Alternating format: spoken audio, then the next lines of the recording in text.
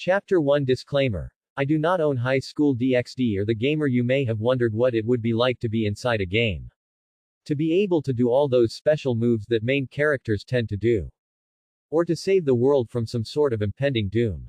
I know I have. But in the end, that is just some wishful thinking. There is no way then we can get inside a game, it is just not possible. So when I saw a health and mana bar hovering over my head in my reflection, I only had one response.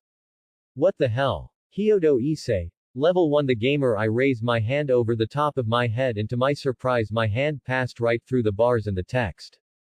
What the hell is this supposed to be? Don't tell me that my life really got turned into a game.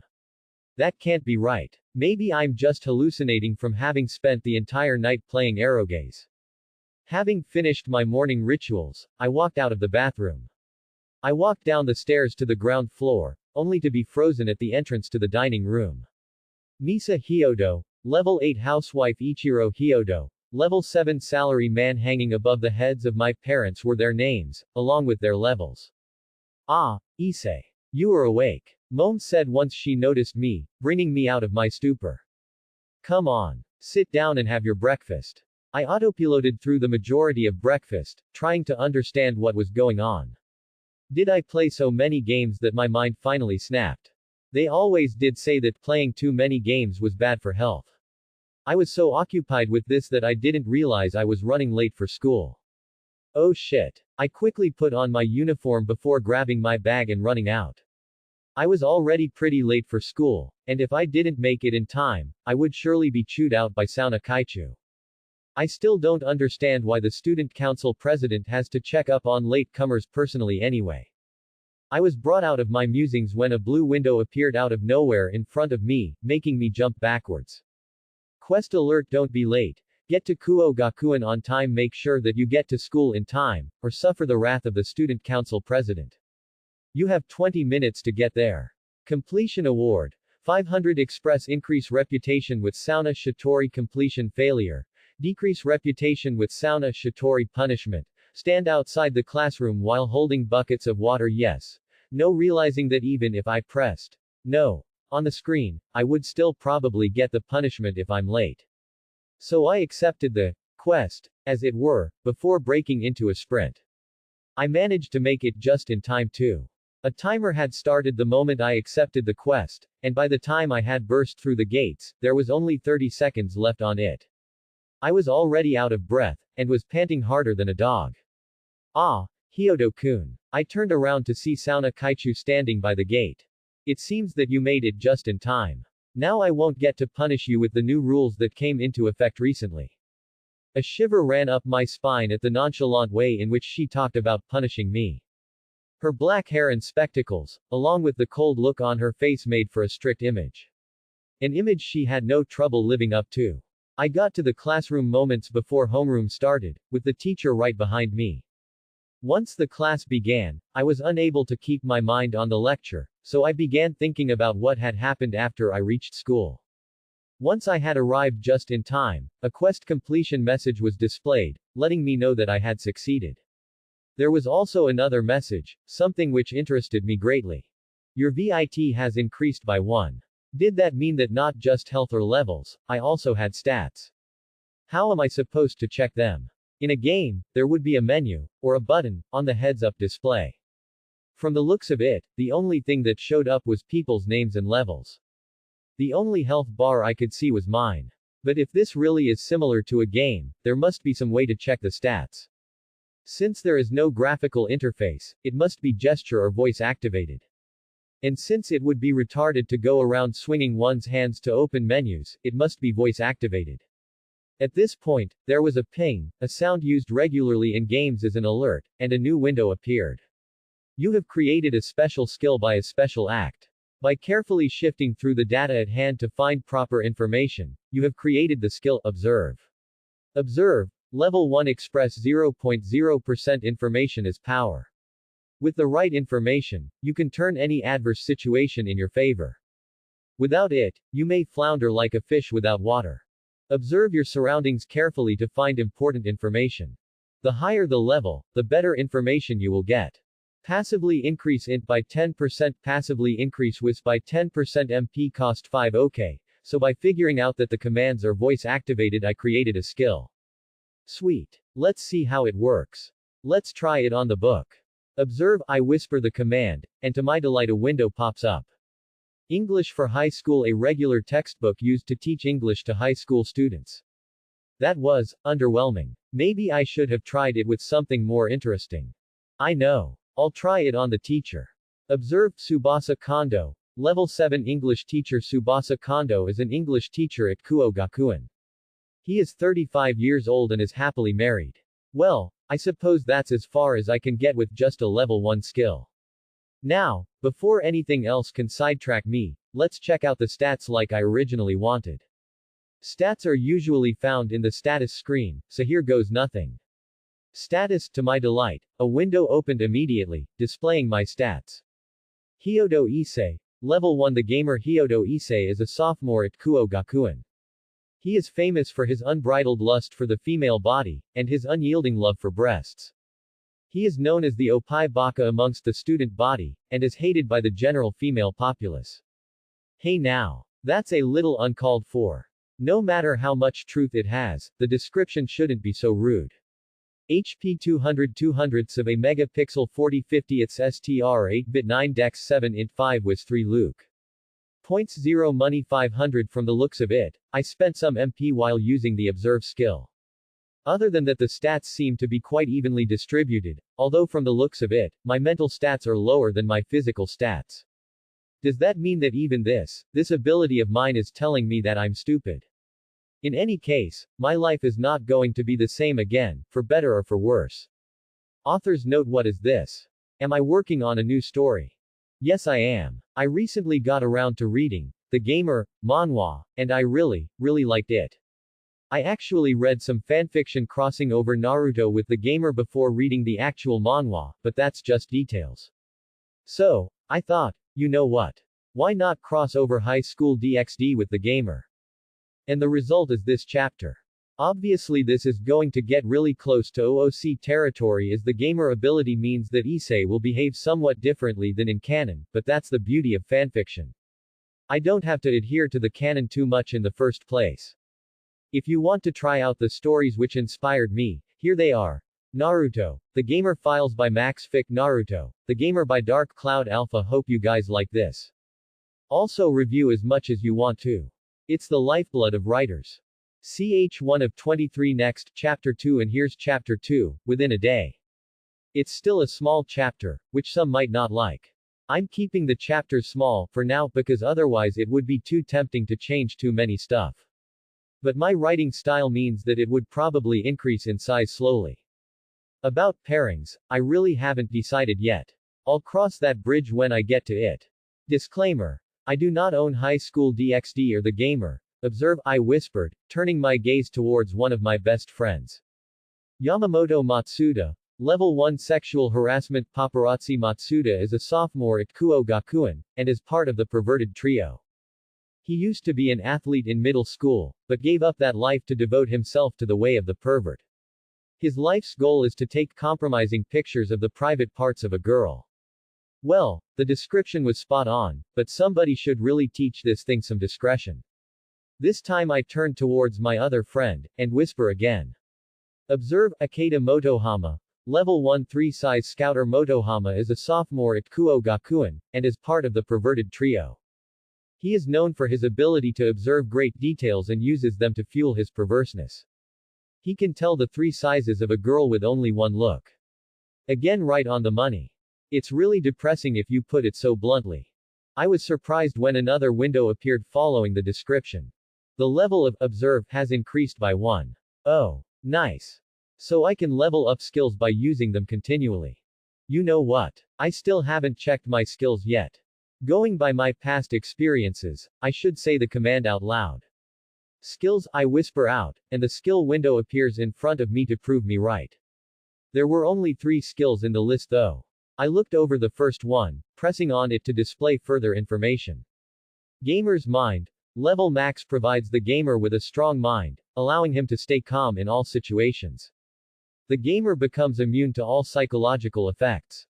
Well, that explains why I haven't panicked yet. I just can't do it anymore. If it was the regular old me, I'd have been running around like a headless chicken. Now let's see the next skill. Gamer's Body. Level Max provides the gamer with a strong body, allowing him to take and heal damage like one would in a game. Can help the player survive in situations where a normal human might die. Does that mean that I won't get actually hurt? Game characters tend to heal from all wounds after a good night's rest. If that is applicable to me as well, I will never suffer a permanent injury. Maybe I should try some sort of sports. I shake my head to stop myself from going on a tangent. I still had one more skill to look at. Observe. Level 2 Express 0.0% information is power. With the right information, you can turn any adverse situation in your favor. Without it, you may flounder like a fish without water. Observe your surroundings carefully to find important information. The higher the level, the better information you will get. Passively increase int by 11%, passively increase wis by 11%, MP cost 5 from the looks of it. The level up caused the passive boost to my intelligence and wisdom to increase by 1%. If only I had some good int and wis to actually benefit from the boosts. It wasn't long before the bell for the lunch break rang.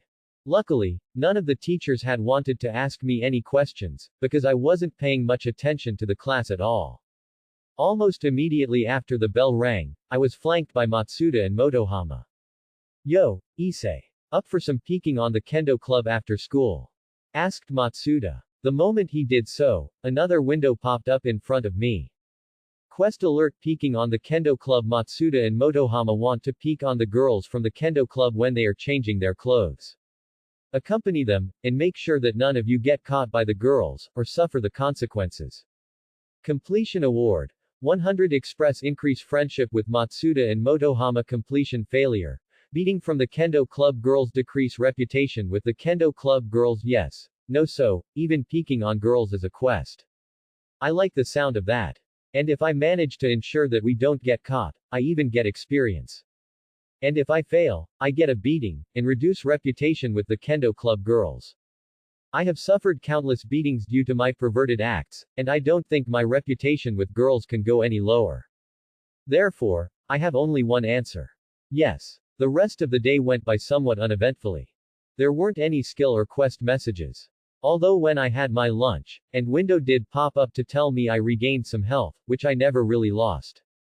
Once the bell for the final class rang, the three of us quickly went behind the building, and are currently now right below the window of the changing room. Not that we could actually see through the windows due to the curtains. But that was not our target. Our target was a small hole in the wall just below the window. Now listen up. We are going to take turns at it, or else we have a high chance of getting caught. I said, getting Matsuda and Motohama to agree. After a quick match of rock paper scissors, I was sitting furthest from the three, having lost all 3 rounds and getting the last go. Oh. Murayama has such great breasts. Caddis's legs are so nice. After near 2 minutes of them hogging the hole, I finally got my turn. My eyes landed on Murayama immediately, as she was not wearing anything other than her panties at the moment. But what caught my eye though was the information hanging from the top of her head. Shido Murayama. Level 11 Kendo Club Ace. That's even higher than the adults. No wonder her beatings hurt so badly.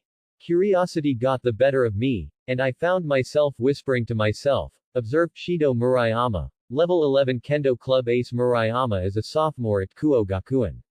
She is the ace of the Kendo Club, and was in the top 16 of the nationals last year. Her skill with a Bakken is immense. HP 800 800ths of a megapixel 200 200 so. Did my level up of observe allow me to see the health of others?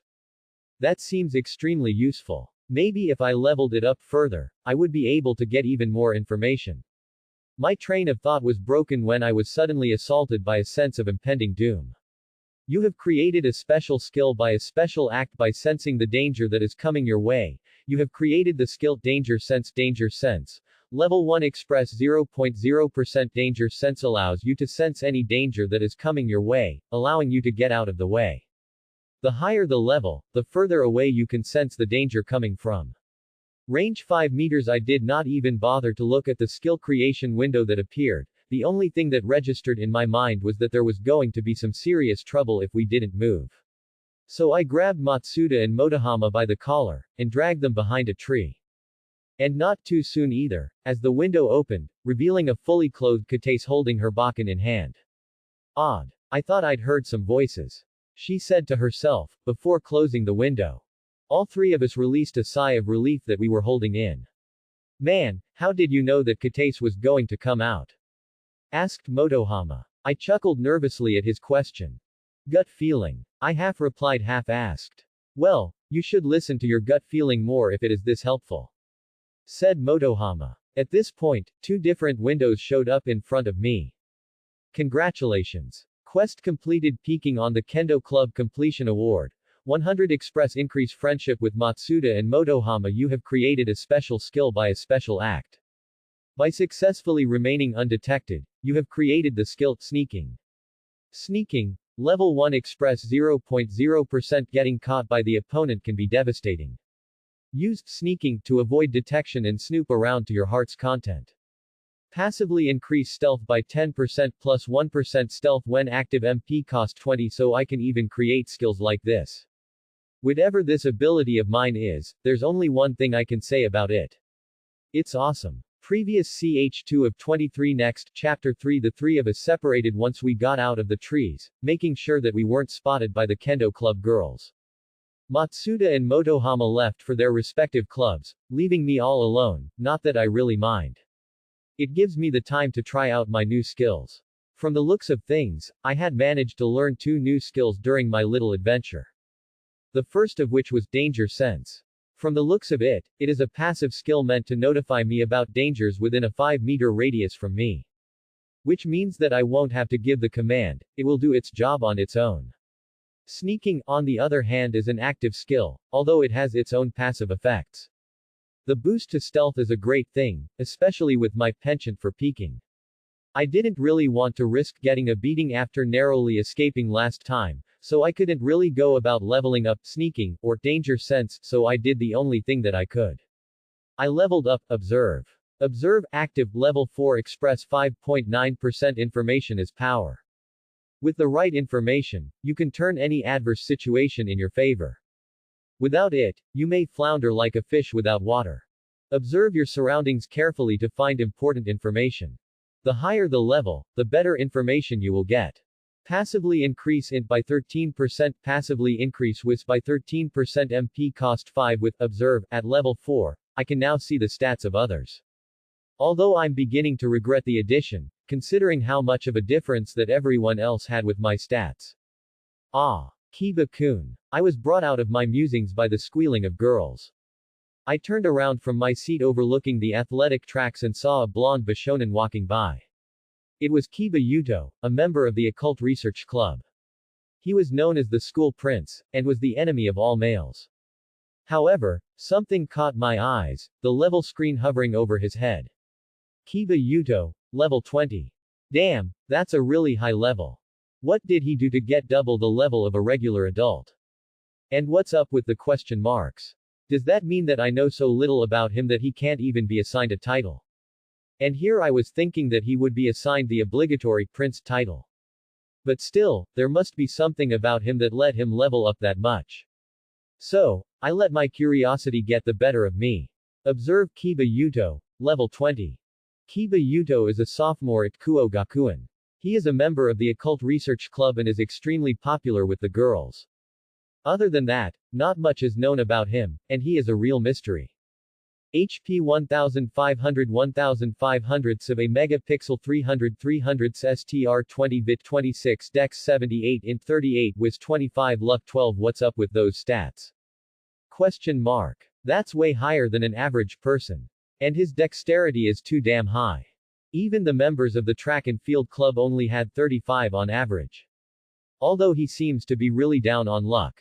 What's up with that? He really must be hiding something underneath that persona, because there's no way someone with such a high level can be a regular human. You have managed to deduce something important. Your wis has increased by 1. Huh. So the more I use my brains, my wisdom will increase. Well, I'm not someone who would look a gift horse in the mouth. I'll take any stat increases I can get. I can't possibly remain the lowest of the low for the rest of my life now, can I? It wasn't long after which I decided to head for home, since it was getting quite late. It was well past 5 in the afternoon, and most of the clubs were already done with their activities and were slowly filtering out. I took to the streets, looking around at all the level information on people. I would have been using Observe, but I actually ran out of MP. Not really a surprise since it was the third time I ran out of MP today. Damn my minuscule reserves. Even Matsuda and Motohama had more MP. So I was forced to wait for the next 50 minutes before I could go spamming Observe again, since my MP regeneration rate was 1 per minute. It wasn't even 10 minutes since I left school that a window appeared in front of me. Your danger sense is tingling. What the hell is with this Spider-Man style message? Question mark. Does that mean that there's some sort of danger about? My question was answered immediately when I turned around a corner. Standing right in front of me were Murayama and Katase from the Kendo club, surrounded by 5 thugs, for the lack of a better word. They were all wearing leather jackets and pants as if it was going out of fashion. Did they have a leather fetish or something? Then I noticed the 5 motorcycles that were parked right behind them. They must be a biker gang of some sort. Hey ladies. Want to join us to the karaoke? Asked the one I deduced to be the leader. It wasn't that hard, since instead of his name on top of his head were the words biker gang leader. It seems even my ability seems to think that these guys were nothing much. And they really weren't much, since the leader was only a level 8, while the rest of them were all level 3s. They were no match for Murayama or Katase, let alone both of them put together. They were after all both level 11. All I had to do was slink away and no one would be the wiser. It's not like the 2 girls needed my help or anything. It was at this juncture that my new powers let itself be known. Quest alert: lend a hand, help Murayama and Katase deal with the biker gang to increase your reputation with them. Completion award. 5000 express, increase reputation greatly with Murayama, increase reputation greatly with Katase. Completion failure. 1000 express, reduce reputation with Murayama, reduce reputation with Katase. Yes. No, that's a lot of experience, even with a quest failure. And I might even get lucky and actually complete the quest and actually get on the good books of the 2. It's not like I'd get beaten up too much with those 2 around anyway. They could handle themselves. So, I quickly pressed the yes button. Alright, let's do this. Sneaking. I could almost feel myself become harder to pick up, and it became clear when I slowly walked up behind one of the weaker members and he couldn't sense me coming up from behind him. I assessed the situation real quick, and noticed that Katase seemed to be getting impatient with the gang, her hand twitching ever so slightly towards her bakken that she seemed to carry around everywhere. The biker gang must have been really stupid to try and make a move on someone who carried a bamboo sword around with them. It's usually not for show. Deciding that I had gotten close enough, I grabbed the head of the guy in front of me. Before he could even make any sort noise, I bashed his head into the wall. I let go immediately, allowing him to collapse on the ground, unconscious. The leader noticed my sneak attack and let out a cry, alerting everyone of my presence. The biker gang member in my immediate vicinity turned towards me, and I used his confusion to my advantage, getting inside his guard in the blink of an eye, before connecting with a blow right to his solar plexus, making sure to punch right through him as many action flicks would advise. Seemed to work perfectly too, as the air was knocked right out of lungs as he bent down. Using his downward movement as leverage, I grabbed onto his head, before jumping up and hit him with a rising knee, rendering him unconscious. Katase took the cry of the leader as a signal, and had pulled her bakken out with one swift move, and hit the guy closest to her on the top of his head with enough force to knock him unconscious. She then turned towards the leader and swung for his midsection. His inexperience in an actual proper fight showed as the bamboo sword went right past his guard and into his torso. He fell to his knees clutching his side, allowing Katase a free hit to the head that knocked him out. Murayama herself was not one to stand around, as she lashed out with a kick to the groin of the biker gang member that was near her, causing me to cringe. The guy didn't even stand a chance, as he fainted from the extreme pain that assaulted his brain. All of this took a total of 10 seconds. Pervert. What are you doing here? Asked Katase, and from the looks of it wasn't entirely sure what to do with my intervention. I have a name too, you know, said I, trying to sound hurt. And to answer your question, I was just passing by. I can't really leave my classmates in a situation like this, no matter how capable they are of getting out of it. Kate seemed to give a long contemplative look at me, before grabbing Murayama by the hand and walked away. Come on Murayama, let's go. Murayama herself seemed to give me a small smile, one which was a mixture of gratitude for stepping in and apology for Katas's behavior. At this point, several windows seemed to appear in front of me, taking my mind off the two.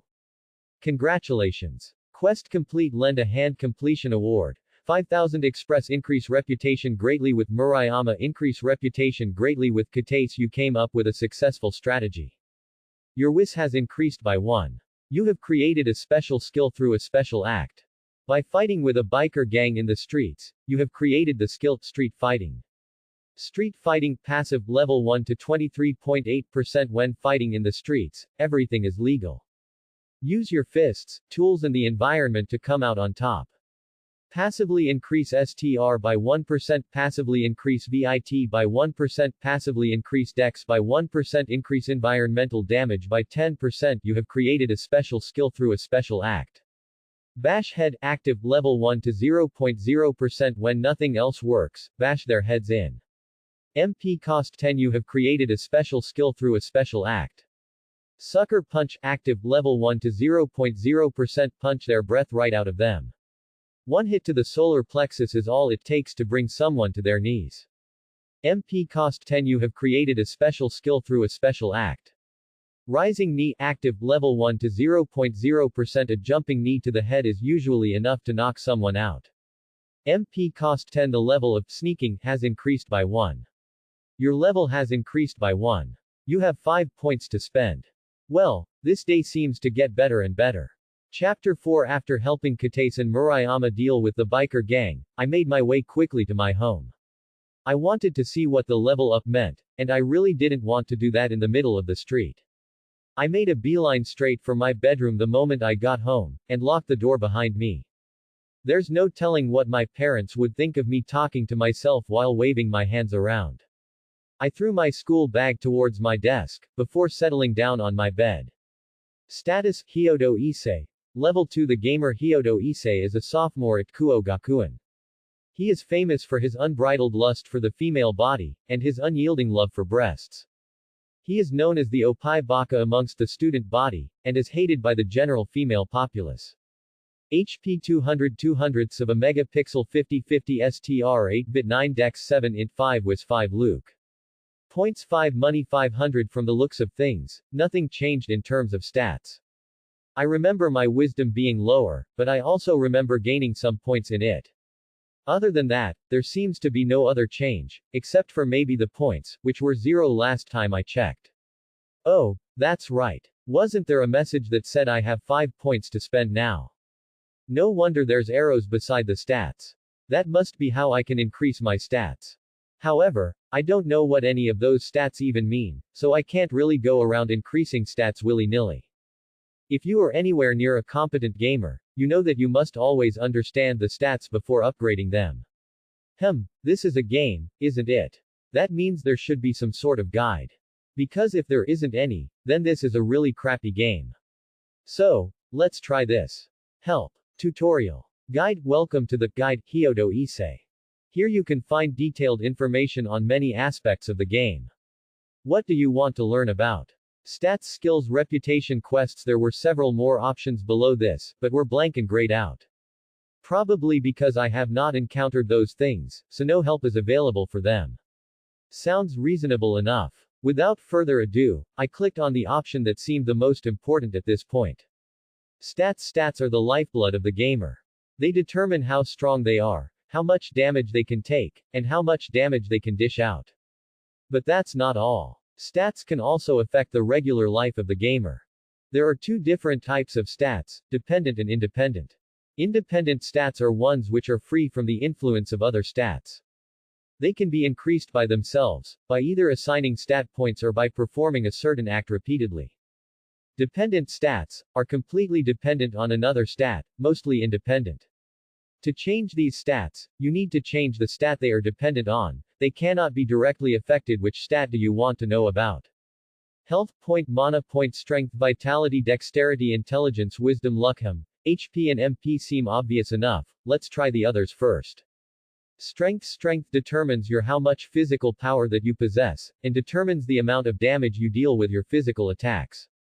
In order to increase your strength, you need to go through physical conditioning and exercise, or use your stat points. Vitality is how well your body is.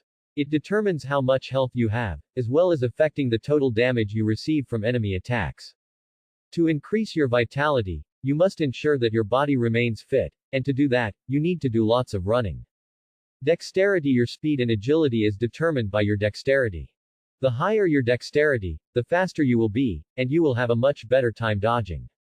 Increasing dexterity is tricky, as simple running won't do you any good. You need to go through an obstacle course to positively change your dexterity. Intelligence is your capability of retaining information in your mind. It affects the amount of MP that you have.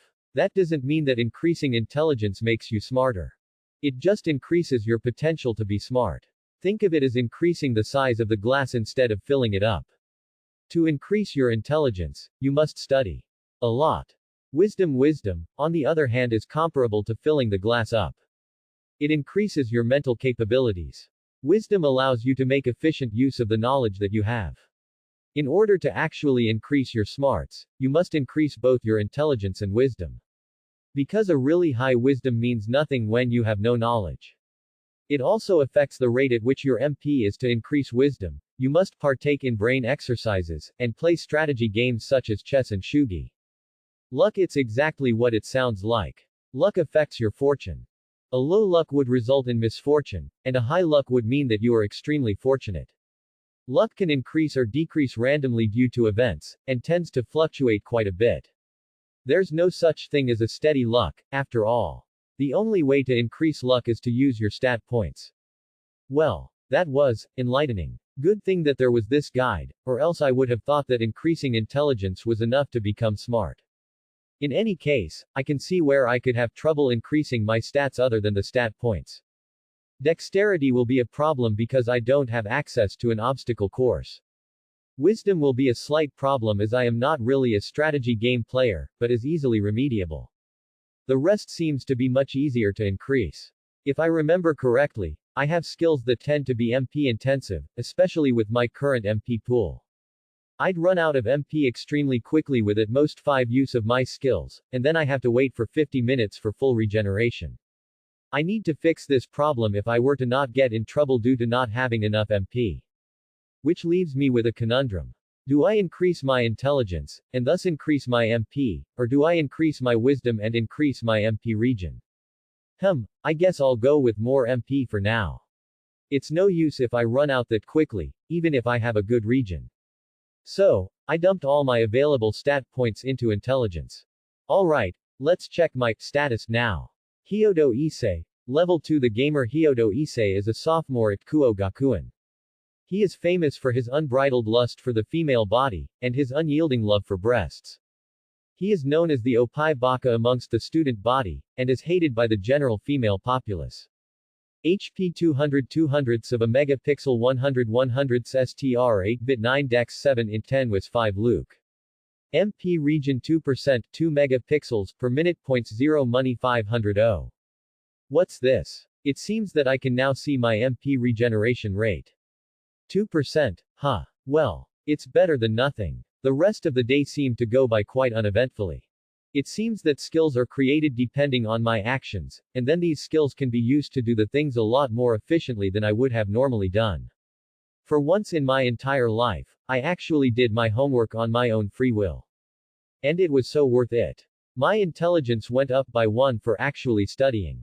Makes me wonder what my stats would be if I had actually studied before. Quests seemed to be created whenever I had something to do. I got one when Mom asked me to go out and buy some groceries. I gladly accepted, of course. Not only did it land me some free experience, I was also allowed to keep the change.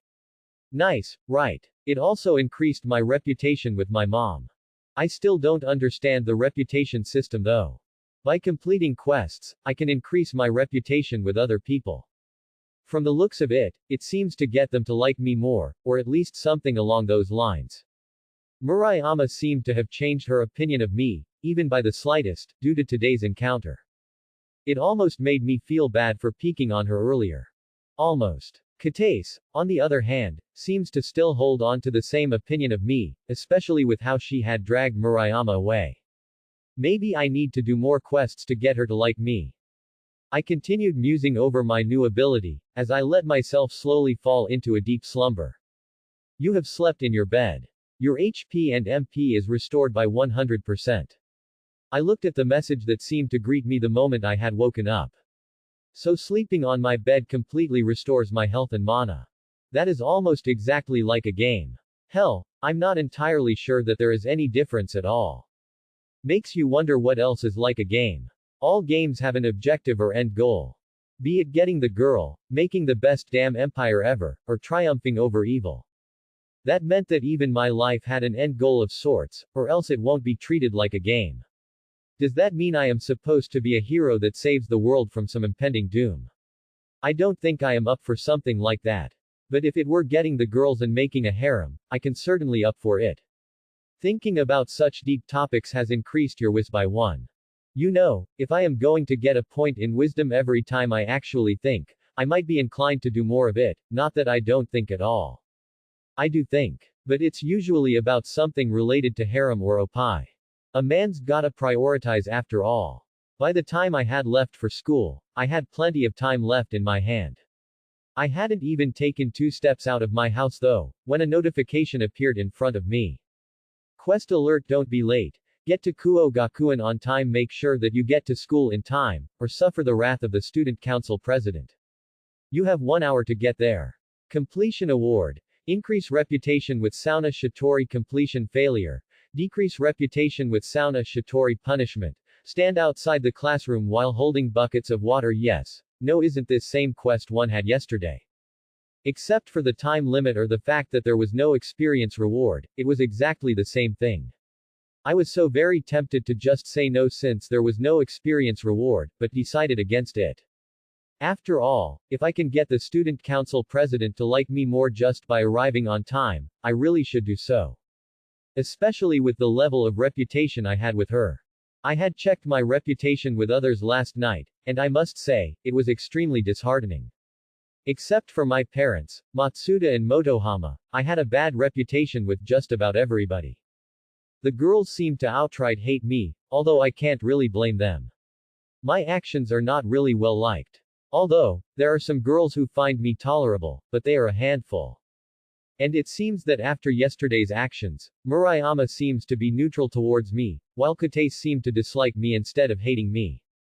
I'm pretty sure if I didn't do that quest yesterday, my standing with these two would be even worse. I arrived at school with plenty of time to spare. Sauna Kaichu seemed to give a small smile at me when I crossed the gate, but it lasted for such a short while that I began to doubt my own eyes. Congratulations. Quest complete. Don't be late. Get to Kuo-Gakuen in time. Completion reward. Increase reputation with Sauna Shitori. You arrived 20 minutes early. Bonus reward. 20% boost to the reputation gain. So, arriving early means that I actually got a boost to the reputation gained with Kaichu. Sweet. The classes were somewhat uneventful, if not straight out boring. I was so very tempted to fall asleep during most of the lectures, but restrained myself from doing so. It paid off too, as evident from the messages that popped out once school ended. You paid attention to class and studied diligently. Your int has increased by 1. Your wis has increased by 1. This obviously brought my wisdom to somewhere on the same level as the rest of my stats, while my int now far outstripped the rest. Not that this level was any good, since most of my classmates had way more than me. I had used observe on quite a few of my classmates during homeroom, so I should know. I was really bored. The first person I checked was Murayama, and I must say that I expected the somewhat high stats, especially after seeing Kiba's stats. Her stats seemed to be well balanced, except for maybe a bit angled towards the physical aspect. It was to be expected. She was a member of the Kendo club, so she should be physically strong. The well-balanced part probably comes from the fact that she was attentive in class. If my own experiences tell me anything, that should be enough to balance her stats out. Shido Murayama. Level 11 Kendo Club Ace Murayama is a sophomore at Kuo Gakuen. She is the ace of the Kendo Club, and was in the top 16 of the nationals last year. Her skill with a Bakken is immense. HP 800 800ths of a megapixel 200 200ths STR 23 bit 25 dex 28 int 20 whiz 15 luck 25. I always knew Katace to be a bit of a muscle head, so her physically inclined stats were no surprise either. She always did hit harder than Murayama. What was surprising though was her somewhat high wisdom stat. Probably what allowed her to be such a good leader even though she tends to act before thinking.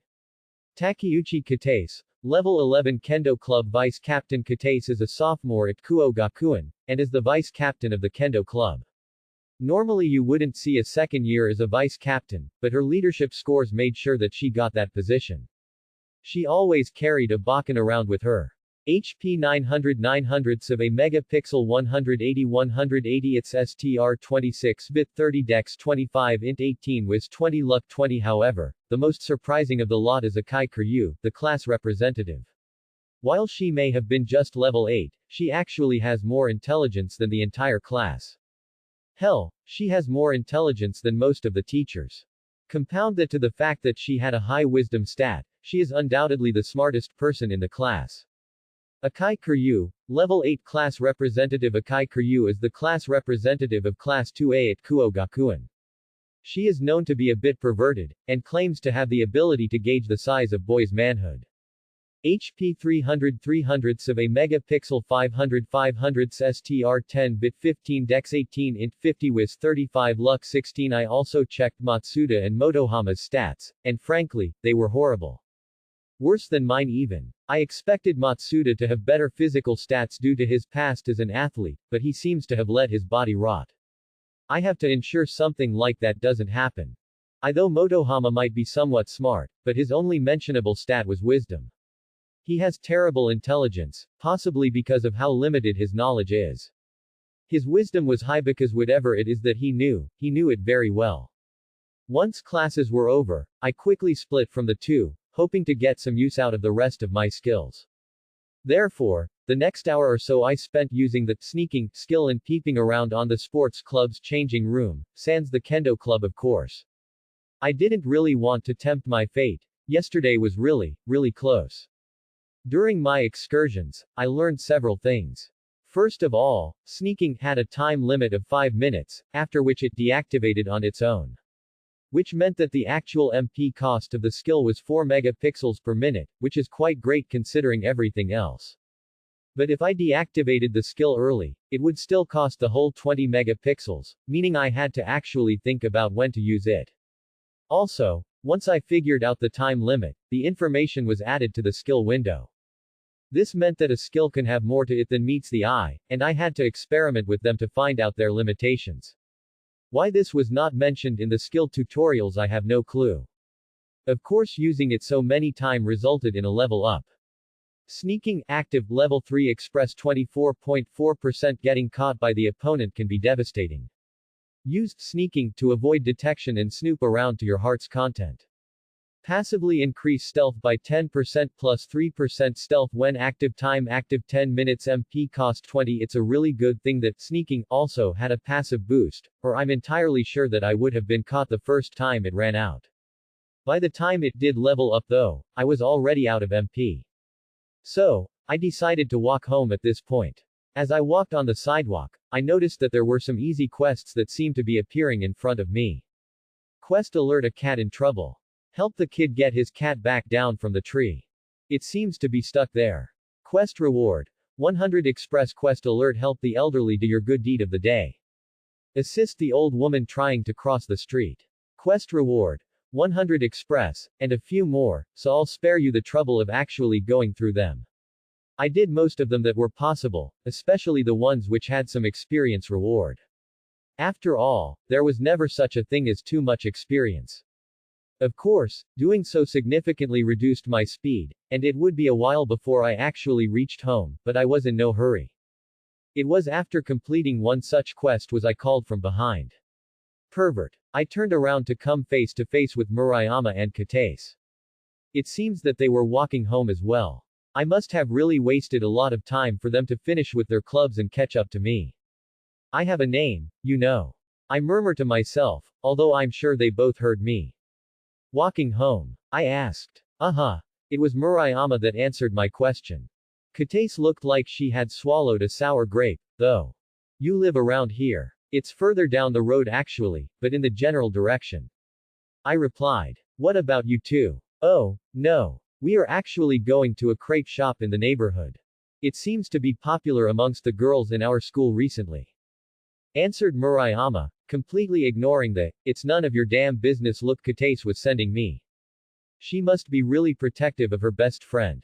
The conversation broke down when I had an ominous feeling pass over me. Your danger sense is tingling. I ducked down and rolled almost instinctively when I noticed Murayama's eyes widen, while Katace's steeled. Good thing too, since someone had punched right through where my head used to be. I turned around, only to be frozen in shock at the HUD over the man that tried to take my head off. Biker gang boss, level 15 goddammit. That's too much of a level difference. I would have been definitely toast if the punch had hit. Are you sure it's these guys? The boy doesn't seem like much. The boss said. It was then that I noticed the leader from yesterday standing beside him, all bandaged up. It's them all right, Aniki. The boy snuck up on us. The leader answered the boss's question. Almost immediately, we were surrounded by 8 more goons, all level 3s. As far as I was concerned, I'd be extremely useless with the boss fight. I played enough games to know where that would end. The goons on the other hand were fair game. So the moment I saw Katace reach for her bamboo sword, I burst into action. Rising knee, I called out as I jumped for the nearest goon, hitting him with a knee strike to the face. The moment I landed, I lunged for the thug to my right, letting the first one crumple to the floor.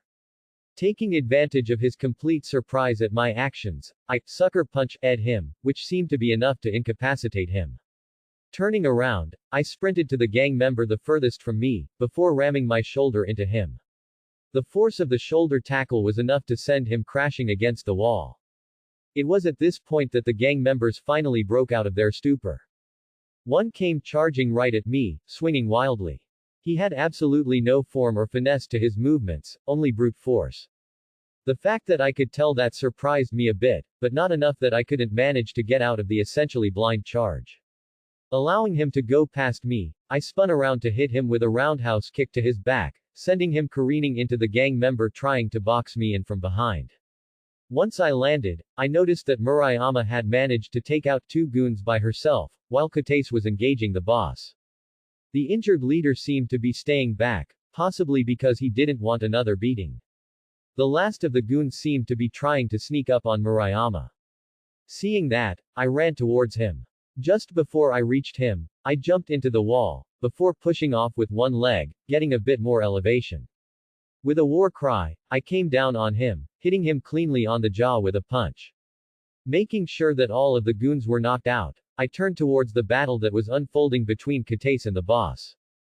Katace seemed to be having a hard time dealing with the boss, mainly because he could actually fight. He was dodging her blows with extreme ease, although he didn't try to get any closer, probably because of Katace's great technique. Murayama looked eager to join, but because of a lack of weapon, couldn't act on her wish. Especially because the boss was wearing knuckle bracers. I looked around in the hopes of finding something that could help Katace, when I noticed a metal trash can leaning against the wall. I walked up to the trash can, before grabbing it with my hands and hoisting it up.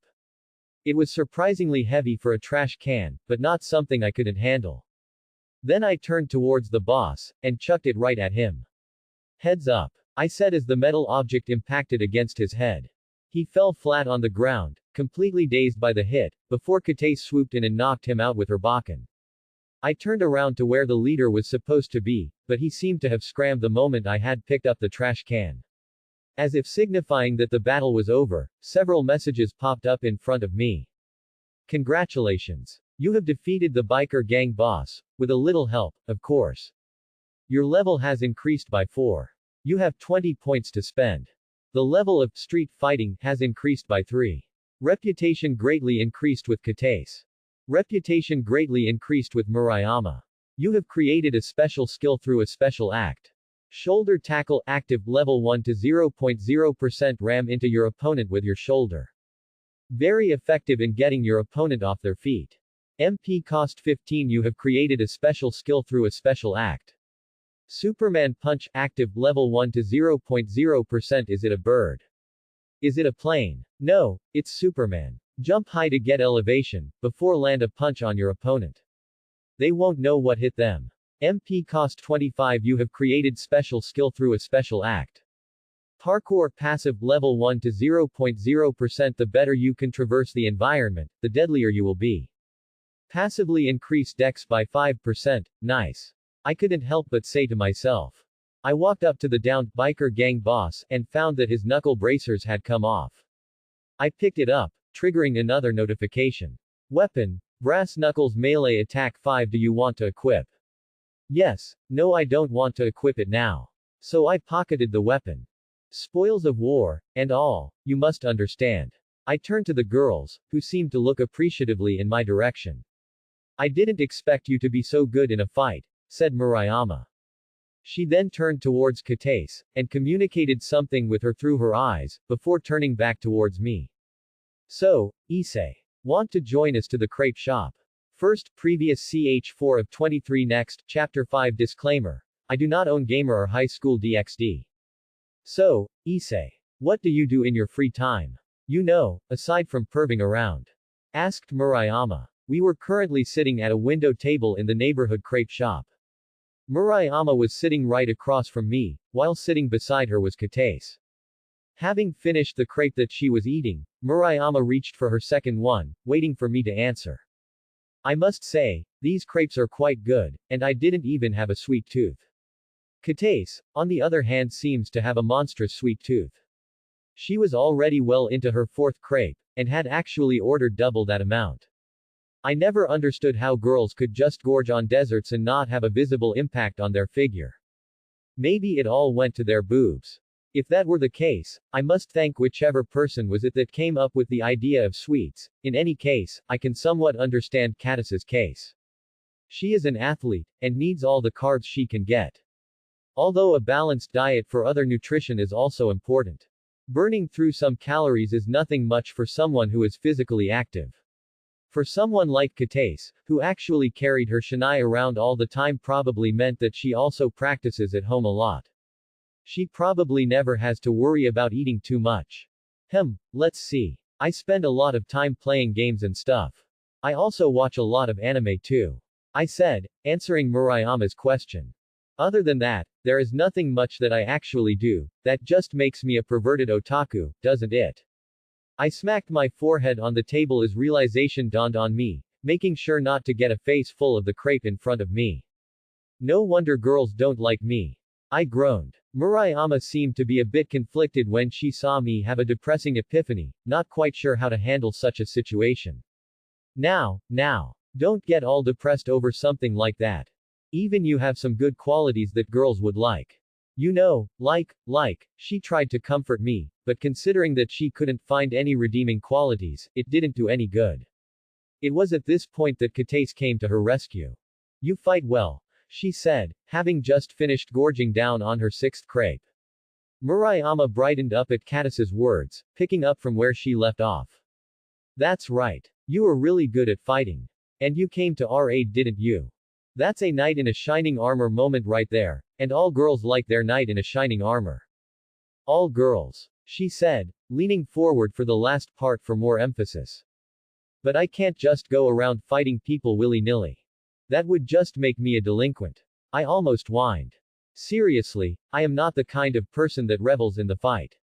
The only reason I had even survived the 2 fights was because of how calm my mind was during them. I couldn't panic even if I wanted to, and I probably won't come to get addicted to the feeling of a fight either. Probably because of that gamer's mind ability.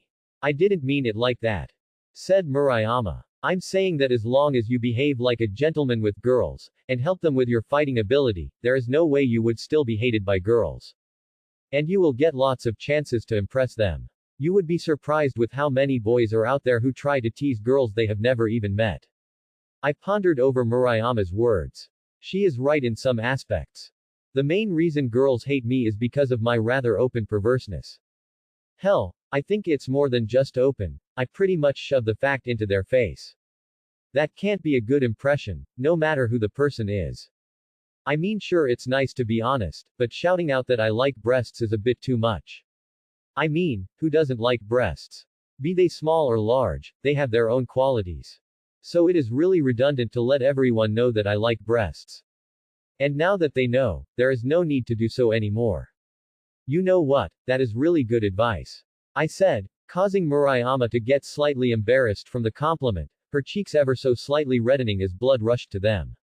But I suppose that is a given, you two are girls, and would better know what girls like or dislike. Maybe I should just ditch Matsuda and Motohama and make you two my best friends. It's not like they give me any good advice or anything.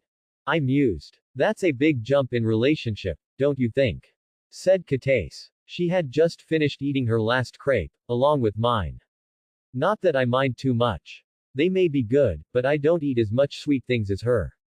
And from the looks of it, getting large amounts of sugar into her system has seemed to mellow her a lot. Instead of the suspicious aura she had only moments ago, she now looked as if she was completely fine with being around me. Even if you have helped us with the biker gang, you did regularly peek on us. I could clearly make out the mirth in her voice. She was ribbing me. And I'd like to think that I've been punished enough for my actions. Or were the group beatings not enough? I replied. There is never enough beating for perverts.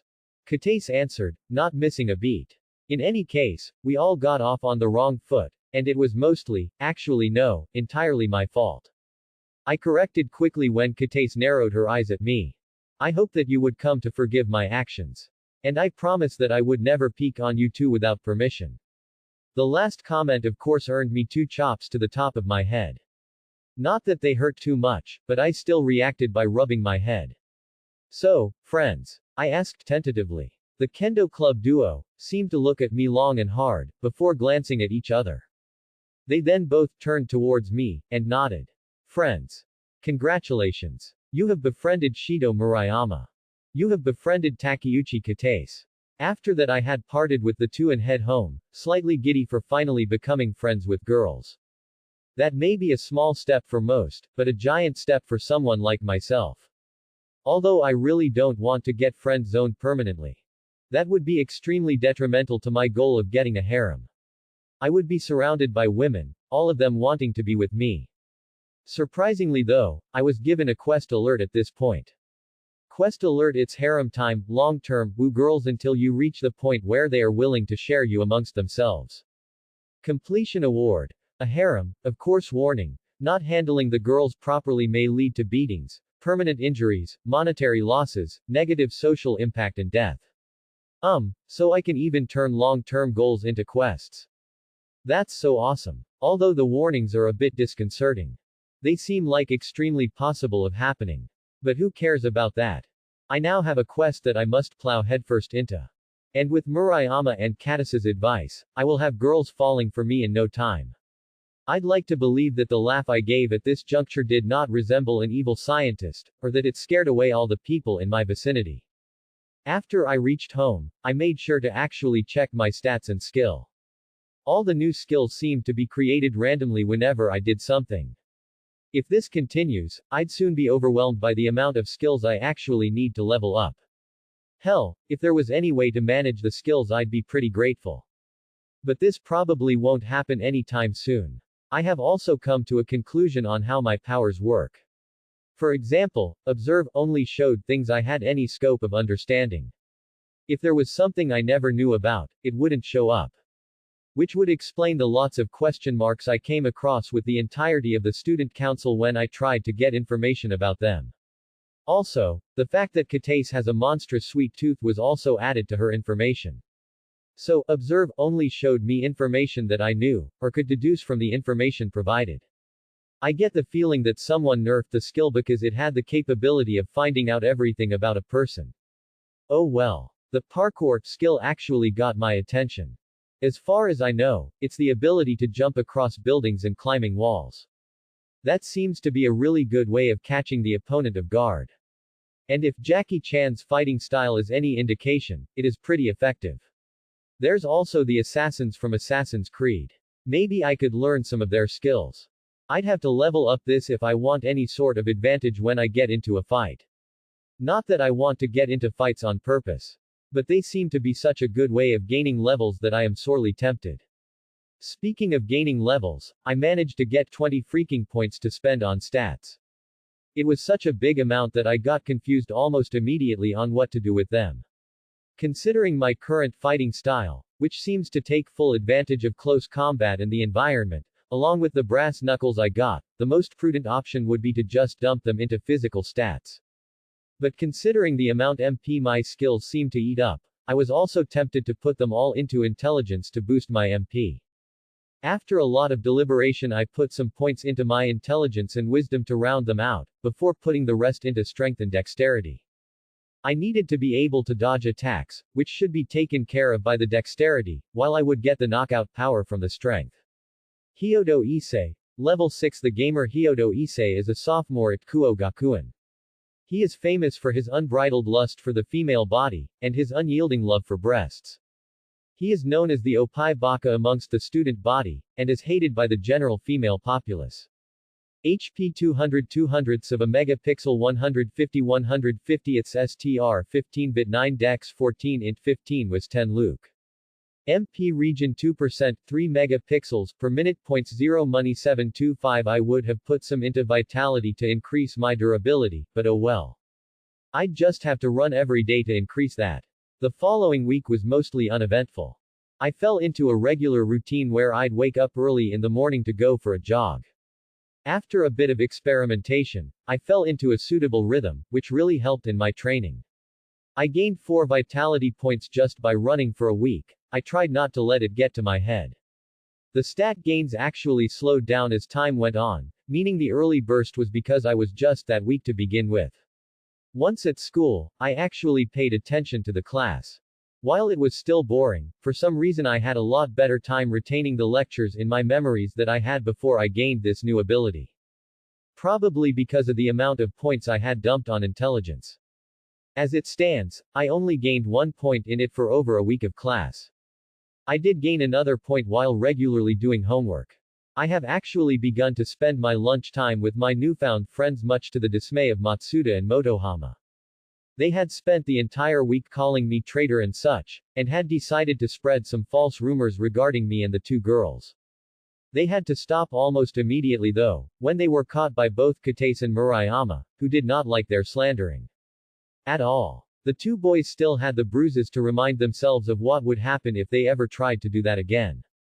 I had managed to calm them down after talking to them after school.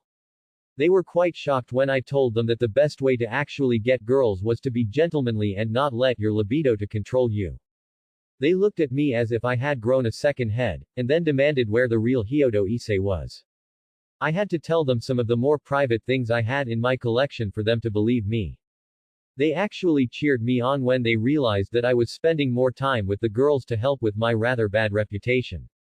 They didn't need to know that I was actually enjoying my time with Murayama and Katase a lot more than I did when they went off on their perverted rants, which was every day. After school, I would practice my newfound parkour skill, and I must say it was a really great thing.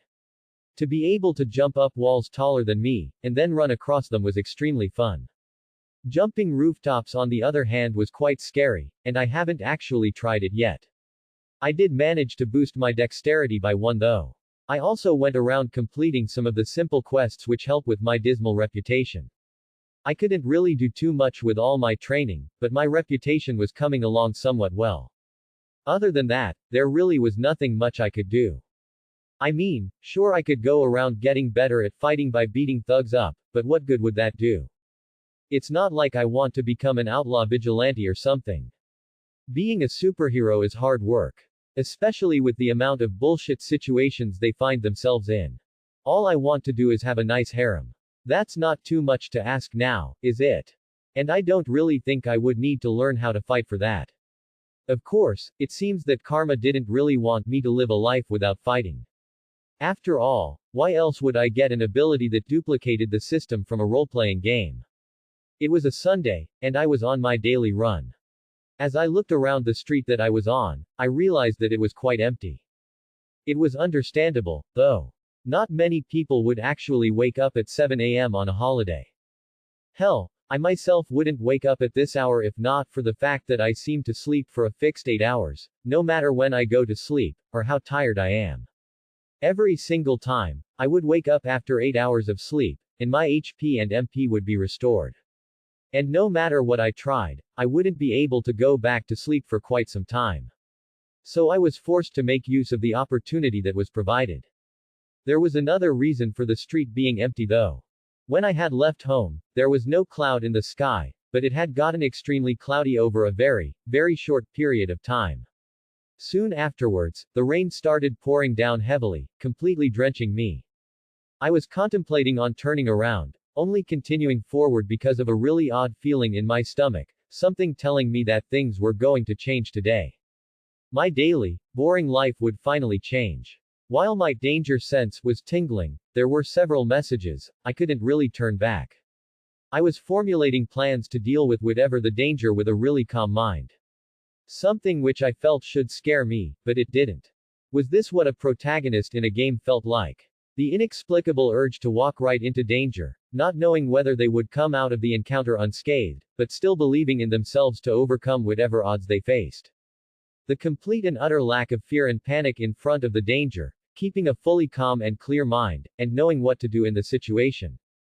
Because it was not a good feeling. Habit told me that I should turn around and bolt, never to face this situation again. Instinct told me that whatever the danger was, it could be pretty harmful to me if I took one step wrong. But my mind was telling me to continue forward. It wasn't long before the quest alert showed up. It didn't surprise me at all. I was fully expecting it to show up. What was surprising was the quest itself. Or to be more accurate, the quests, as in plural. There were 2 quest alerts, and both sounded, or was it read, as extremely dangerous. Quest alert: it's raining, it's pouring. Help the aim Ona fend off her assailant. Completion award. 5,000 express increase reputation with the Yukai completion failure. Death quest alert: gotta catch 'em all, or not. Help the stray exorcist. Capture the aim Ona. Completion award. 5,000 express increase reputation with the stray exorcist's completion failure. Death, okay. That does not sound safe at all. For one thing, if I fail either of them I would end up dead. That is not safe at all. And what the hell was with the quests anyway? The name's weird to begin with. And what does it mean by helping an aim Ona defend against her attacker? How the hell was I supposed to do that? What's an aim Ona in the first place? And also, what the fuck is a stray exorcist supposed to be? I've heard of exorcists before. They were supposed to be the ones who exorcise demons. How does someone like that become stray? And why was capture within quotation marks? There were so many questions that I didn't have an answer to. And to add to my plight, another message box appeared over the 2 quest alerts. There will be times when you are faced with 2 quests that are in direct opposition to one another. There is no way to complete one without letting go of the other. Both the quests cannot be completed. Therefore you must decide which side you want to take when pick a quest. This can also occur for more than 2 quests. I waved my hand to make the message box to disappear. To my irritation, another message box made its presence known.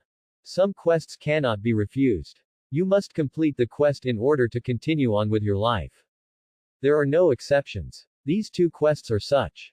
You cannot continue unless you complete one of them. Well fuck. There goes my idea of just refusing both quests and get away from this situation. Now that I think about, I didn't see any yes, no dialogue box appear. Guess that means I have to touch one quest to accept it. Seriously, what did I do for my life to become like this? I mean, first my life gets turned into a game, and then I keep on getting into fights. Then I get dumped into an inescapable fight where I have to pick sides on who to help, and if I fail, I end up dead. Does somebody have it out for me, huh? Because I can't think of any other reason that I get stuck in these situations. Shaking my head profusely, I tried to banish all the confusing thoughts from my head. It's no use thinking about things that are completely out my control. The best course of action is to survive now and investigate later. Now, to pick a side, while it seems that the aim Ona is a ghost or something similar for an exorcist to be after her, the fact that it's a stray Exorcist seems to spell trouble to me. Additionally, my instincts are telling me to help the girl, even if it is a ghost or a monster. Finally coming to a conclusion, I clicked on the first quest, and watched as the two windows simmered out of view. The moment the windows disappeared, the sound of combat reached me. I had to jump backwards almost immediately afterwards when a shadow shot out from an alley, followed closely by a large blast of water. I put some distance with the shadow with a couple more jumps as more bursts of water came from the alley, which the target in question dodged handily. Once the initial assault subsided, the second participant in the fight walked out of the alley, finally giving me the full picture. The first one out was a male, possibly in his mid-20s. His blonde hair was parted from the middle of his scalp and fell to the sides, his bangs only coming down to his ears. His green eyes, along with his white, almost pale skin, made it quite obvious that he was a foreigner. His cheekbones were well defined, as was his jawline, displaying the utter lack of fat on his cheeks. If I didn't know any better, I would think that he belonged to a military at some point of his life. My assumption was only strengthened by the foot-long dagger that he was holding in his right hand. The serrated blade was held in a reverse grip that was practiced and professional. However, his clothing seemed to clash horribly with a military man. He was wearing a black coat, not unlike the many clergy I had seen wearing on the TV. The metal cross that hung from his neck was glistening in the rain. His black pants could be seen from underneath the coat, which fell only up to his knees. The only thing that matched my first impression of him was his combat boots. The name that was displayed over his head confirmed my second impression though. Stray Exorcist, level 12. That obviously meant that the other person was the Aim Ona. And I am not ashamed to admit it, but I froze in place when I first looked at her. She was beautiful, no questions asked. Her blue hair may not be of a regular color, but it suited her quite nicely, no matter how disheveled it looked. It fell all the way to her shoulder blade, while her bangs framed her round, cute face quite nicely. Her eyes were a light shade of brown, bordering on golden, and had an almost ethereal gleam to them. She seemed to be around about my age from appearance alone. Her clothes weren't doing me any favors, making sure that my attention stayed on her. She was wearing a blue kimono that had a light blue floral pattern printed on it. It was held in place by an indigo obi wrapped around her waist. It seemed the battle had some effect on her clothes as well, since they were also in a mess. The kimono was barely in place thanks to the obi, while the collar was pulled aside to display her milky white skin to the world. There were also several cuts along the clothing itself caused by the dagger, some of which showed blood pouring from the wounds, showing that the knife had found its mark. The most prominent of the cuts ran horizontally over her left breast, and I was forced to stifle a blush as something pink caught my attention. It seemed that she believed in not wearing anything underneath her kimono. She was wearing a pair of sandals, which really didn't seem to be good for fighting. And she was of lower level than the exorcist. Aim Ona, level 10. I think I will thank my instinct once I survive the fight for picking the right side. I looked on from the sidelines as the two seemed to be at an impasse, not even noticing me. That was a good thing, I suppose. From the looks of things, the exorcist had around 3/4 of his health, while the Aim Ona's health was closer to full than him. This could mean that the battle was in the girl's favor, but looks can be deceiving. The Aim Ona looked positively exhausted, sweating profusely as her skin was flushed from the exertion. It probably had something to do with her depleted mana bar, which was in the reds, but I'm just guessing. The exorcist, on the other hand, looked pretty fresh, with no signs of tiredness. Which meant that those water blasts cost MP, water blasts that didn't make contact, and MP that the girl couldn't spare. Unless I did something soon, the mission was toast. So I did the first thing that came to my mind. I picked up a trash can up from the roadside, idly noting that it was much easier than the last time, and chucked it towards the exorcist. I watched with morbid fascination as the dustbin flew through the air in an impressive arc, and to my complete horror and chagrin, missed the exorcist's head by several feet and landed behind him with a loud crash. He turned towards me, having been notified of my presence. The thought that passed through my head at that moment was quite simple. I need to work on my aim. In hindsight, that was not my best plan, nor was it the best course of action. But I could dwell on them later. So I readied myself for a fight. Equip brass knuckles. I commanded, making sure to hold my hand behind my back as the weapon materialized around my fingers. This was a feature that I had discovered not too long ago. It seems that I also got an inventory with my ability where I could keep just about anything. It also meant that I could equip and use things with just a voice command. Maybe I could become a requip mage like Urza Scarlet from Fairy Tail. With that thought, I burst into action, charging straight at the exorcist. The moment I got close, I had to put on the brakes as he swiped at me with his dagger, and would have cut my stomach open if I hadn't stopped. He followed it up with a jab, forcing me to twist out of the way lest he pierced through my kidney. I used the spin to get directly into his guard, looking with satisfaction as I punched him in the stomach, forcing air and blood out of his mouth. I followed it up with an uppercut which he dodged, but not before catching me below my armpit, a deep gash forming where he hit. Both of his jumped backwards, putting distance between the two of us. You have gained the bleeding status effect. You will lose 10 HP per minute. Ignoring the message, I looked at the exorcist, who had lost a chunk of his health with that one hit. Not that it was any different for me. I had lost a near third of my HP from one knife strike, and would lose more if the bleeding continued. Which meant I had so long before it was over. So I burst into action again. This time instead of charging straight at him, I tried to circle around, to which he responded in kind. When there was only 5 feet between us, I feinted to the right, before lunging to the left. He read my feint expertly though, probably because I telegraphed my move. I couldn't really help it since I had absolutely zero combat training. Expecting the knife to embed into my side, I continued forward, my right hand going forward to smash his head in. A suicide attack, if you will. So imagine my surprise when a column of water hit the back of the exorcist's head, before slamming it into my brass knuckle-wearing hand. The exorcist was out like a light before he knew what hit him. As the exorcist collapsed, the Aimona was revealed right behind him, her arm extended from when she directed the water towards him. I carefully stepped over the prone form of the man, putting my weapons into my pocket as I did so. Are you all right? I asked the girl, before wincing as the pain from my side registered. Fatigue took over as I nearly collapsed to the ground, only managing to stay on my knee. The girl was visibly perturbed at that, rushing over to my side. Should you really be asking that question in your condition? Her voice was beautiful and melodic. I'm fine, I replied with as much bravado I could muster.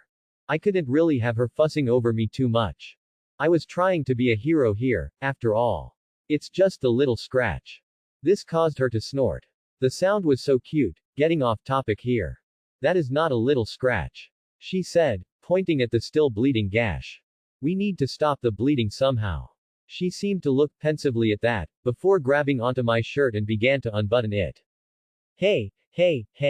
What are you doing? I asked, flustered by her actions. I can't treat it if I can't see it, she replied, completely ignoring my discomfiture as she pulled my shirt off. She flinched when she noticed how deep the wound was. Yeah, that's not a scratch, she said as she began to wipe the blood away with my shirt and some liberal application of water, which was plentiful in supply.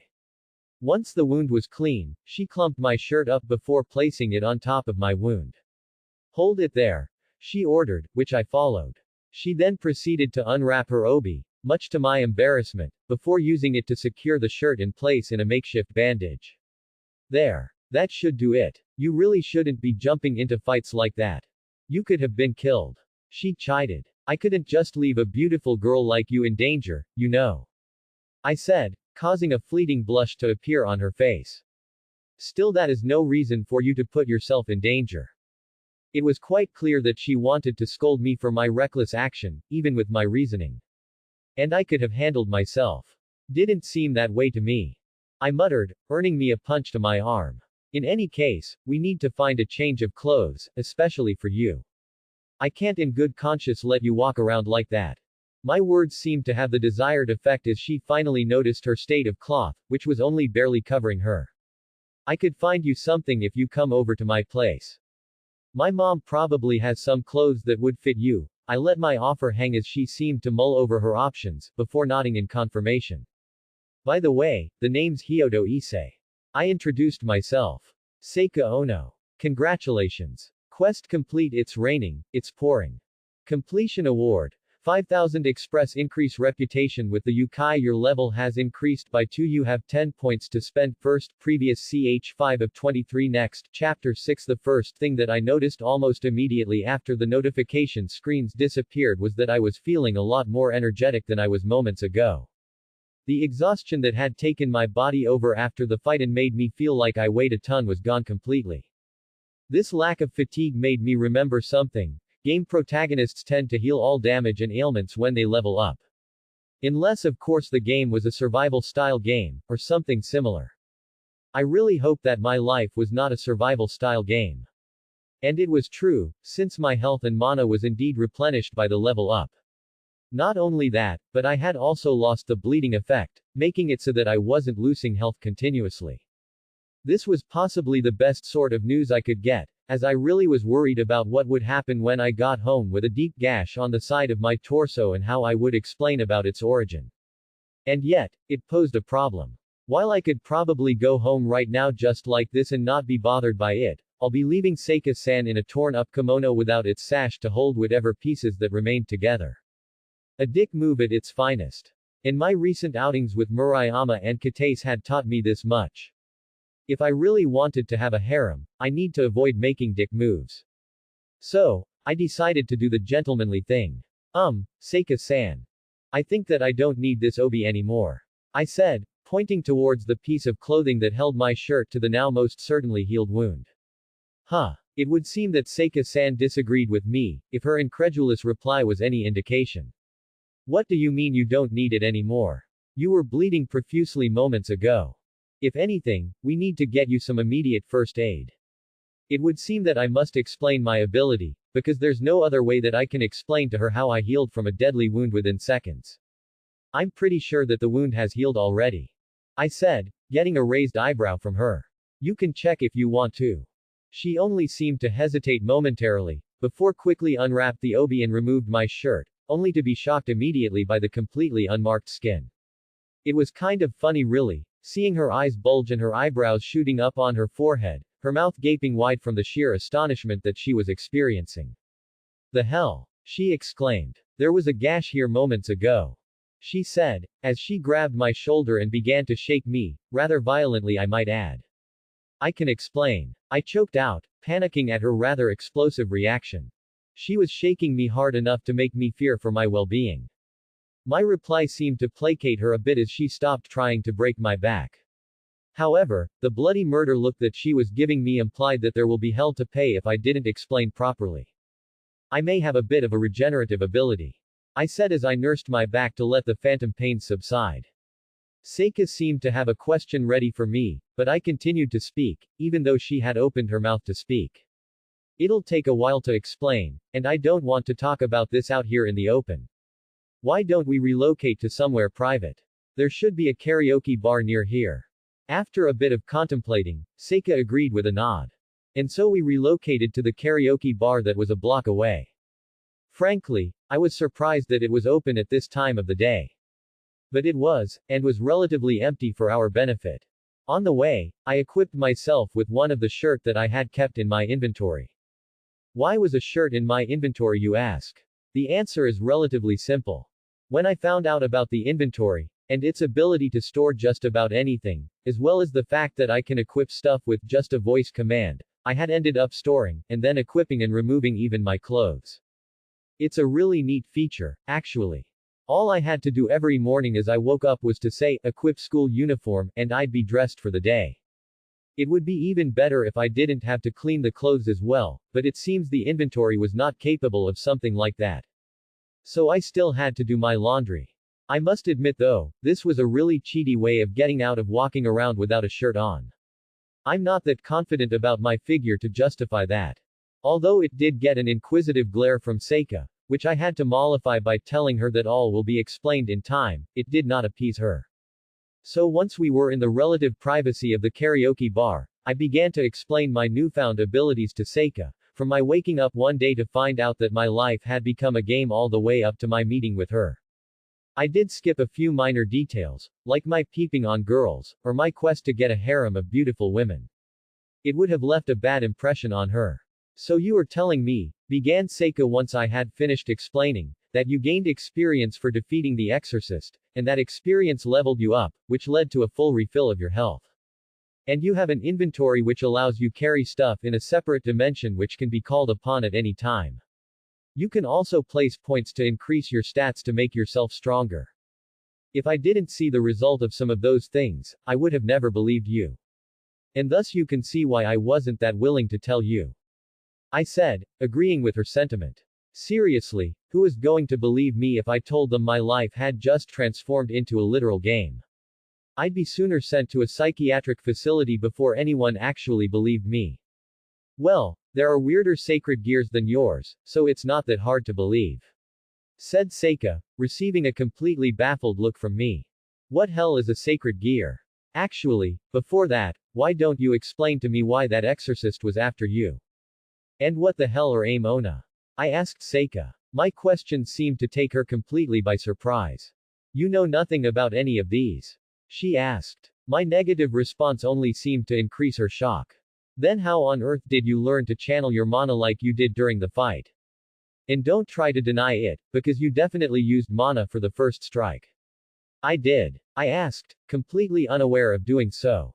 Wait a minute. You were using mana without even knowing how to. That's really dangerous, you know. If you ran out of mana, you would have collapsed.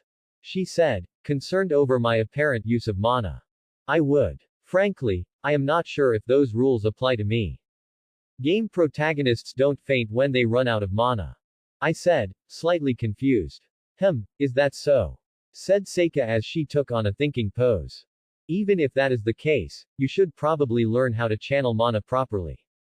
If you were doing it unconsciously, it's probably extremely inefficient, and a complete waste of mana. Even if I should, who's going to teach me? I asked, and almost immediately regretted it. A predatory grin formed on Seika's lips as she began to chuckle rather unnervingly. I will. Welcome to Ono Seika's boot camp. What the fuck did I get myself into? First, previous ch6 of 23 next, chapter 7 I had somehow managed to get Seika to teach me about the intricacies of channeling mana. Or was it the other way around? Anyway, we exchanged cell phone numbers after agreeing to meet up the following day after my classes ended, before splitting up. I went home, positively delighted by the fact that I had somehow managed to become friends with another girl, albeit she was an aim ona. At this point in time I finally realized that I had no bloody clue on what an aim ona actually was. Seika had seemingly ignored my question in favor of asking me about my ability to channel mana. And now I had a burning curiosity that needed to be sated. So I did what any sensible person would do once I got back home. I googled it. Of course, googling it doesn't always give the best results, but a general idea can be formed, which was enough for me at this time. So, after a bit of researching, I found out a few things about aim ona. The first of which was that they were a type of yokai. For those of you who don't know, yokai are basically Japanese demons. I must say, I was definitely surprised with this information, especially since she didn't seem like a bad person at all, let alone a demon. But I suppose I can't really judge yokai based on common perception where Seika is the first person I have met. For all I know, yokai could just be misunderstood. Although, this did explain why she had an exorcist after her. Why the exorcist was labeled stray is a mystery that I do not know the answer of yet. Maybe exorcists aren't supposed to randomly go after yokai while he did. Maybe Seika could explain it better. The other fact I learned about aim ona wasn't surprising at all. They were capable of controlling rain to a certain degree. This was something I could have guessed myself from their name. It literally means rain woman. Which also explains her ability to control water. It was probably a natural affinity that all aim ona shared. Other than this however, there weren't enough information on the web that I could really say to be true or false. I mean, one site said that aim ona were known for spiriting away little children, which really sounds like a scary story to be told to children. Especially since the other fact says that said spirited away children turned into aim ona themselves, which is a really weird way of increasing their numbers. I had also tried to research the sacred gears mentioned by Seika, but I came up real short on this. Whatever they were, there was absolutely no constant information about them. According to the internet, their identity ranged from a powerful sword to an intelligent mind. Opinion was really divided on this one, and I can only come to one conclusion. Either sacred gears were all of the things said on the internet, or none of them. Probably none of them. The following day started as any regular day. I woke up in the morning, having spent the night in a dreamless sleep. After cleaning up and having breakfast, I set out for school, but not before changing into my school uniform with a command. Then I completed the daily quest for arriving at my school with plenty of time to spare. At this point I noticed that the reputation gained from the quest had gone down to half its original value. I suppose it did make sense. It's not surprising anymore that I arrive on time for school. The classes themselves were just as regular, and thus, extremely boring. They failed to capture my attention, which had, very quickly I might add, wandered off to yesterday's events. It was quite obvious that yesterday was my first foray into the supernatural world, and I was pretty confident that it wasn't the last. One might argue that my ability itself was supernatural, and that is indeed true, but even with that ability I had somehow managed to stick to what was generally thought to be common. But now not only do I have a bizarre ability, I have also interacted with beings that are essentially paranormal. And now I'm going to delve further into it by learning how to properly channel mana from a yokai. There was no way I could stay away from the supernatural world after this. I probably had a far-off look in my eyes for the entire class, since I got surrounded by Matsuda, Motohama, Murayama and Katase during lunch break. Which was an extremely rare occurrence, as Murayama and Katase couldn't stand perverts at all, and two boys were the definition of perversity. In fact, I'm probably the only one who has them beat in that aspect. In which case, considering the Kendo club duo actually enjoy spending time with me when I'm being civil, this might become a bit more regular. Especially since the two perverts had seemed to tone down their lust, at least around me. So, what's got you so pensive today, Issei? Asked Matsuda, completely ignoring the disgusted look he was getting from Katase, who was standing beside him. I've been wondering, do yokai really exist? I replied with a question of my own, wanting to gauge their opinion on the matter. Matsuda and Motohama looked at each other, before bursting into laughter at the same time.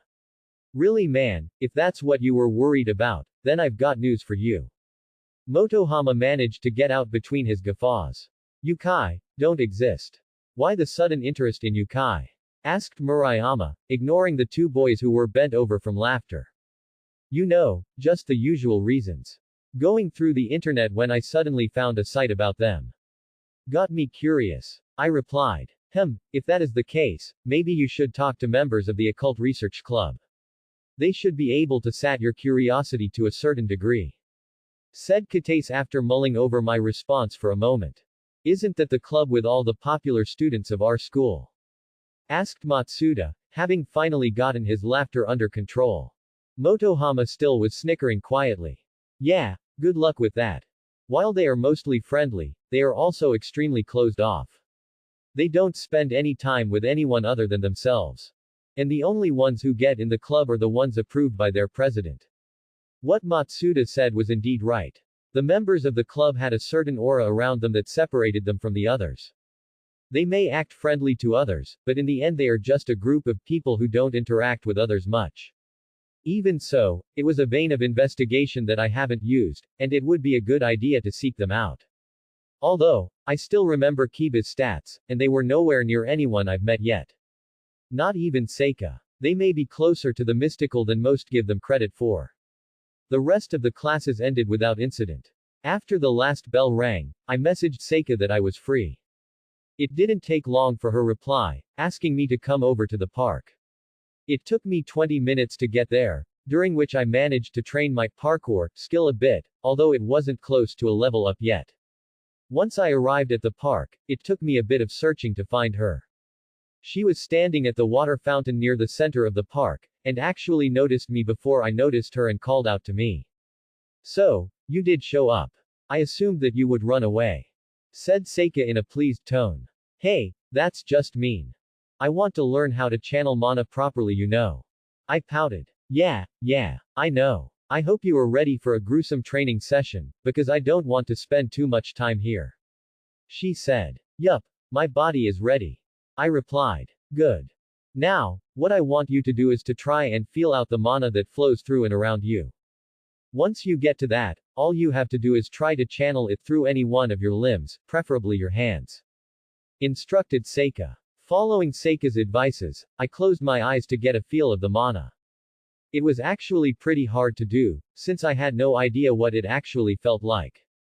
After near 10 minutes of meditation, I managed to find something that I thought was my mana.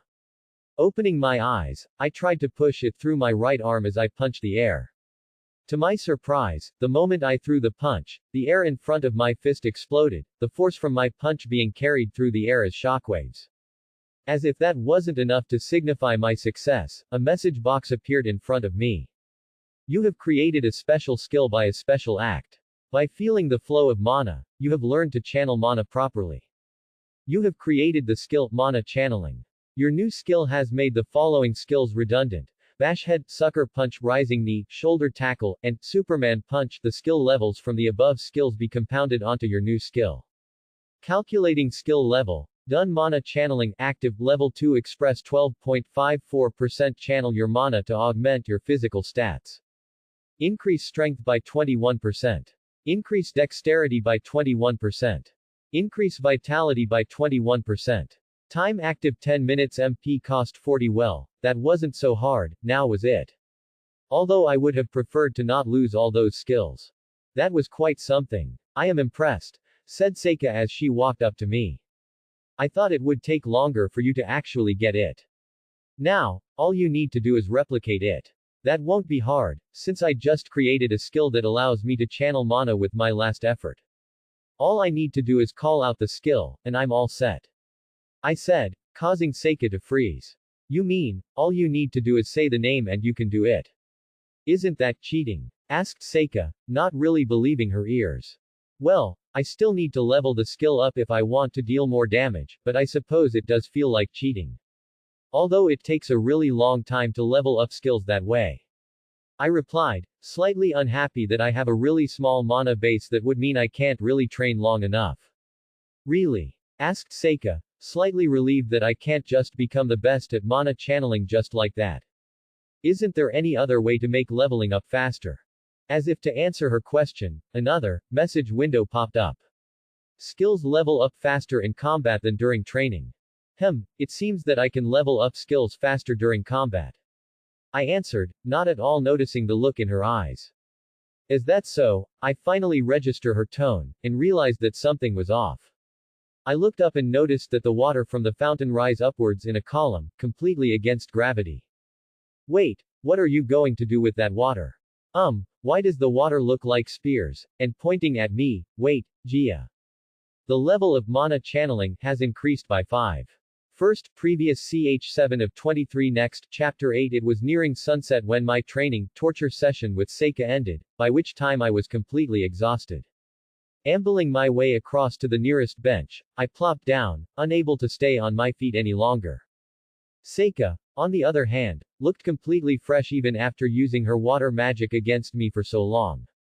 Not really a surprise, as she had more mana and better control than me. Sitting down beside me with a bit more grace, she handed me a bottle of water, which I gratefully accepted. At least we now know what happens when you run out of mana. You are utterly exhausted, said Seika as I greedily gulped down the water. She kept some distance between the two of us, probably because I was soaking wet from all the water and sweat. I must say the training was surprisingly effective, increasing how much I could physically augment myself. I really did luck out with this training, because there certainly is a difference in skill between the me from this morning and the me right now, however small. I must have picked the right choice between the two. Wait a minute. Now that I think about it, Aim Ona are supposed to be yokai. And Seika was being hunted by an exorcist, albeit it was a stray one. What if Seika was the one in the wrong, and I just helped the wrong person? Although if that had been the case, wouldn't she have already done something to me already by this point? Maybe she's abstaining from doing anything because she's grateful. However, there's nothing that says that bad people can't be grateful. You know what? I think I'll just ask her. I turned towards Seika, who seemed a bit confused. My inner freakout must have shown on my face. So, you never did tell me why that exorcist was after you. I said, trying to sound as casual as I could. Her eyes darkened at the mention of the exorcist, and her emotions burst through as she began to speak. That's right. I didn't do anything to the bastard, and he attacked me for no reason the moment he saw me. In fact, I have never done anything that would have the church after my ass. But I suppose a stray one might come after me for just being a yokai. They tend to overexcited zealots that were extremely fanatical in doling out punishment to anyone that even remotely seems aligned against them. It's the reason why they were kicked out of the church after all. He probably belonged to the fallen angels faction. Seika trailed off, getting lost in her own thoughts. Moments later, she seems to reach a conclusion, as evident from her face lighting up in comprehension. I suppose the stray exorcist was after me because I was a yokai. Well, I suppose that did make sense. Sort of. And it didn't feel like she was lying, so I guess I can trust her for now. So, I decided that I was going to ask more questions to clarify things. What is a fallen angel? Actually, before that, what is a yokai, anyway? I only managed to find a few highly conflicting articles on the internet. Seika looked at me as if I had grown a second head. Did I ask something about wrong? Hang on a minute. You know nothing about either of those two. I nodded, which seemed to increase her shock. Not knowing about Ona is understandable, but not even yokai are fallen angels. What the hell were you doing interfering in a fight like that without having any idea who you were messing with? Are you bloody suicidal? I cringed at the volume with which she exploded at me. It wasn't that bad, right? Oh, who am I kidding? I really did have no idea what I was dealing with at the time. The only reason I had even interfered in the fight without turning tail and bolting was because my ability gave me absolutely no other choice. It seemed this wasn't the right thing to say either, as Seika was utterly shell-shocked at this. So you didn't have the choice of running away. Your ability gave you the choice to either help me or the exorcist, and you couldn't refuse. That's kind of concerning. It might really dump you in a suicidal situation, you know. She said after a while, concerned over my inability to get out of the dangerous situation. Well, it was probably because I was too close to the fight, because all the other times I got into fights were by choice. Considering how the two of you jumped out into the streets the moment I accepted the quest, there was no way I could have gotten away without alerting the two of you of my presence.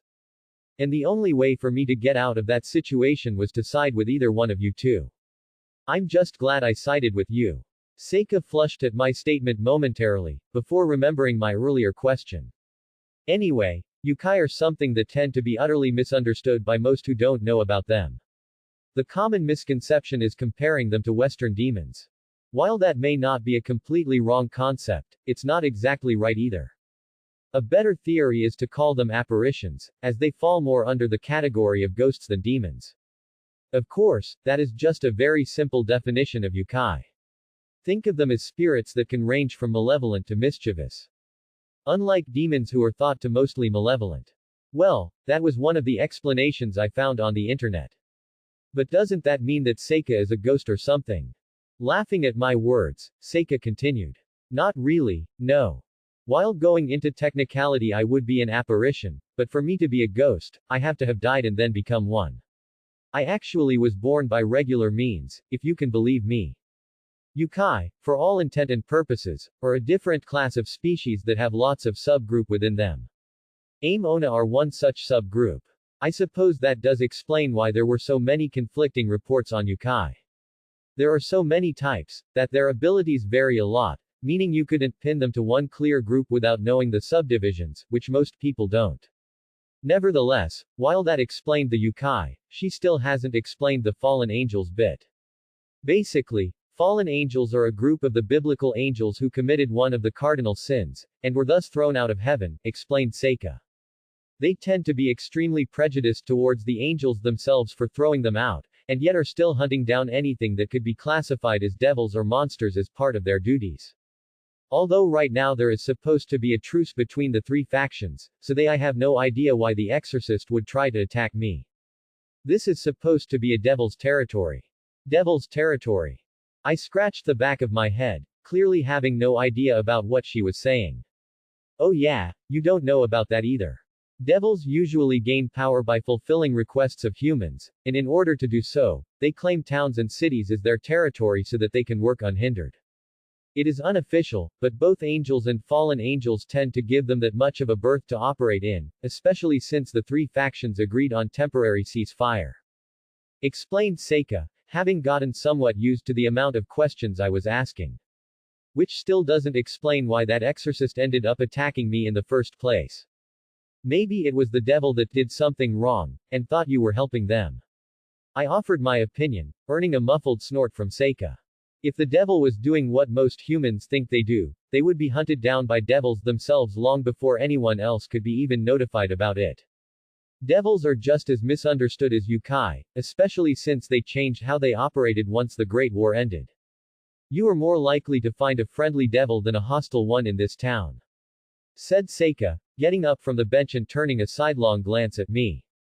Now, if you don't have anything else to ask, I need to get going. Why don't you meet me here same time again tomorrow? I'm sure you'd like to learn more about magic. Would I ever? I agreed almost immediately. After all, you should never turn down free training in a game. You never know what you might face in the future. As I watched the retreating back of Seika, I began to form my plans about how I would go along with my training, because from the looks of it, there's danger looming in the horizon. I've played enough games to know that when one faction somehow ends up in the territory of another and stirring up trouble, it means that something big is about to go down. And I had definitely dragged myself into the mess by interfering in Seika's fight. Not that I had a choice, mind you. Especially since I'm beginning to think that I couldn't get out of this situation even if I hadn't interfered in that battle. After all, what good is a game protagonist if he is not involved in whatever it is that happens in his city? Right now, I would definitely be outclassed by any supernatural beings that I am going to face. I am going to need to decide on a fighting style now, when I still have the chance. Because if I set myself up one way and then have to change my combat approach later on, it'd never work. As it stands, I'm a close combat specialist. While that might be fine in normal fights, if I ended up fighting someone with a blade, or if my luck was being a shitty bastard, someone with a firearm, I won't be able to even get close before I get taken out. In which case, the magic training will come in handy, especially since I can get some form of projectile weapon going. But with a limited amount of mana that I have, that can only be enough to buy me time. So I needed to be a lot sturdier to survive long enough to get close. And more agility. Can't forget dodging, now can I. Having gotten up somewhere between my plotting, I had walked out of the park when I was brought out of my musings when I felt a small tug on my shirt. I turned around to see a bizarre sight. A girl slightly older, if not the same, age as me was standing in front of me, wearing what I could only define as a cosplay outfit. It was a reddish-pink top that was puffed up around the sleeves, along with a white skirt. An orange bow was placed on her low-cut collar right above her cleavage, which was eye-catching enough as it was. But what was most surprising about the outfit was the bat-wing-like appendages protruding from the back and shoulder of the dress. Her stylized brown hair only added to her bat-like image. Here you go, she said, handing me a slip of paper as I stood there, surprised by the dress, giving me a small smile before walking off. Looking at the piece of paper, I could see a magic circle printed on it, along with the words, "Your wish will come true." What is this supposed to be? And why do I feel like it has something to do with devils? Probably the wording, although it also gave a genie-like feel to it. But this makes me realize something. I am highly uninformed about the supernatural world, even after asking so many questions to Seika. And I really don't want to destroy any goodwill I might have generated with her by being the annoying guy that kept on asking questions. Maybe it's time I went to the occult research club at my school. First, previous ch8 of 23 next, chapter 9. As I walked towards school the following morning, I couldn't help but wonder about the reasons behind my newfound powers, and what they entail. To tell you the truth, I was baffled by my own powers, and couldn't even begin to imagine why I got them. With the way the quests were being set up, it was almost as if someone was forcefully pushing me towards the supernatural. Although, I suppose having gamer-like powers is not normal anyway, but I was in denial before, and had actively tried to stay away from anything fantastical. But with the way things are going, I can't do that anymore.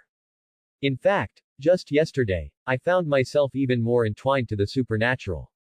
Remember the leaflet I had gotten from the girl that was cosplaying? I used observe on it. Did you know what I found? Summoning circle. Use this portable summoning circle to call upon a devil to fulfill your wish. That's right. It was a summoning circle for devils. Which meant that girl was either a devil, or was related to them. It's funny really. Here I am, having spent most of my life living a regular, boring life, and now within 2 weeks I have gained an ability that lets me treat my life as a game, saved a yokai from rogue exorcists, and learned about angels, fallen angels and devils, of which the latter two are definitely in Kuo. If it weren't for the fact that all of this was happening to me, I could step back and laugh at this scenario, especially since it was so unbelievable. Now, I could only curse at whichever god or deity had decided to glean entertainment from my life. I was forced to cut my inner tirade short when I walked right into someone, causing me to fall over rather clumsily. Hiya! A girlish scream reached my ears at the same time as I noticed that I had bundled over someone. Looking at the girl who was now down on her backside, I was treated to a sight that had become quite rare in the recent past. The girl was wearing white panties. It really has been a while since I last saw someone wearing clothing that epitomizes purity. My only panty shots for the week had been of stripped or patterned panties, courtesy of the wind, especially since I had stopped going on peeking runs with Matsuda and Motohama. Even when I did use to peek, white panties were surprisingly uncommon. It seems the girls in Kuo Gakuen were surprisingly bold, probably because of who they idolized. Because of that, frills were a staple in undergarments, and thongs and G-strings were more common than plain white panties. There were even a few who were bold enough to wear red or black underwear. I for one know that Katase preferred to wear panties that matched her hair color. Pink with lots of frills, while Murayama wore black spats for functionality. Sorry, I went on a tangent there. I seem to have been suffering from panty withdrawal, even though I didn't notice it before. So the sight of a pair of plain white panties was soothing for me. The undergarments weren't the only unusual thing though. The girl was wearing black robe that covered most of her teenage body, although the lower half did ride up due to the fall. A white veil covered her blonde hair, allowing only her bangs and a few locks to show through it. The innocent look in her emerald eyes went a long way for me to determine what she was, although the cross hanging around her neck only helped the matter. She was a nun. Not that I needed that, since there was a window right above her head that stated the obvious. Level 8 Nun HP 210 220ths of a megapixel 550 550ths. That was highly suspicious, of course. I mean, not even a week passes after I had to save Seika from an exorcist and now there's a nun in town. No matter how cute she was, or how innocent she looked, I couldn't just dismiss this as a coincidence. I know for a fact that Kuo is not really known for having too many Christians. I mean, there was a church, but it hasn't been active for God knows how long. There were several scenarios that could potentially be happening at the moment, but I can't come to a conclusion without more information. Maybe the girl herself could tell me. Ow! The girl groaned as she got back up on her feet, before finally noticing the person that had caused her to fall over. Scusa, signore. What language was that? It was definitely European, if her fair complexion and blonde hair was any indication. Maybe Spanish or Italian. Considering that my English was surprisingly bad in itself, how was I supposed to understand another language? As if to answer my question, a window popped up before me. You have encountered a person speaking a foreign language. Would you like to turn on the translation feature to help communicate? Yes. No, well, isn't that convenient? Of course I'm going to turn it on. Do I look stupid? Wait, don't answer that question. Accepting the feature, I let the window dissolve away, before turning towards the nun, who was currently trying to pick up the clothes that had spilled out of her stuffed suitcase. I hurried over to her side in order to provide assistance. I'm sorry, miss. Are you alright? I asked tentatively. The girl's eyes widened in recognition at my words, proving that they were translated properly. And like everything else about my powers, I understood absolutely nothing about how it worked. Let me help you with that. Ah, you speak Italian. I didn't think I'd find someone in Japan that could speak Italian. She exclaimed. At least now I know what language she was speaking. Well, just a little. I said, trying to downplay her excitement. Can't have her dictate the conversation, now can we? I needed to find out what she was doing here, after all. I haven't seen a nun in a long time. What brings you to Kuo? Oh, Right. The girl replied brightly. I'm looking for the church. I've been sent to take over the daily duties. Well, that doesn't sound suspicious at all. I could feel the sarcasm dripping from my own thoughts. The timing of this was too bloody convenient. But for some reason, I had the feeling that she was telling the truth. At least, what she thought was the truth. It was probably due to just how innocent she looked. In fact, I was on my way to the church before our meeting, the girl continued, bringing me out of my musings. She then deflated slightly as she spoke. If only I could find the way. I could point you in the right direction, if you want, I offered. The more I talked to her, the more I felt that she truly was innocent. However, I was also convinced that she was involved somehow, even if she didn't know about it directly. For now, my best course of action would be to befriend her, and then move forward from there. I would have escorted you to the church myself, but I'm kinda running late for school. Oh, no. The girl exclaimed, covering her mouth with her hand in equal parts shock and shame. I'm sorry for keeping you. I would be grateful for your help, Mr. Hyodo Issei, but you can call me Eyes. I answered, getting a polite nod from the girl. Thank you, Eyes-san. My name is Asia Argento. I cannot even think of a way to repay your kindness. The humble gratitude portrayed by the nun almost broke the cuteness threshold, and caused me to chuckle nervously with an embarrassed blush adorning my cheeks. It's too early to thank me, Asia-san. But if you really want to repay me, maybe we can meet some other time for a cup of tea. I offered with as much politeness I could muster. That would be wonderful, replied Asia with a beatific smile. As I watched Asia scamper towards the church, I couldn't help but give in to the temptation and used observe on her. What I found was simply fascinating. Asia Argento, Level 8 nun. Asia Argento is a nun that has been sent to take over the duties at the church situated in Kuo.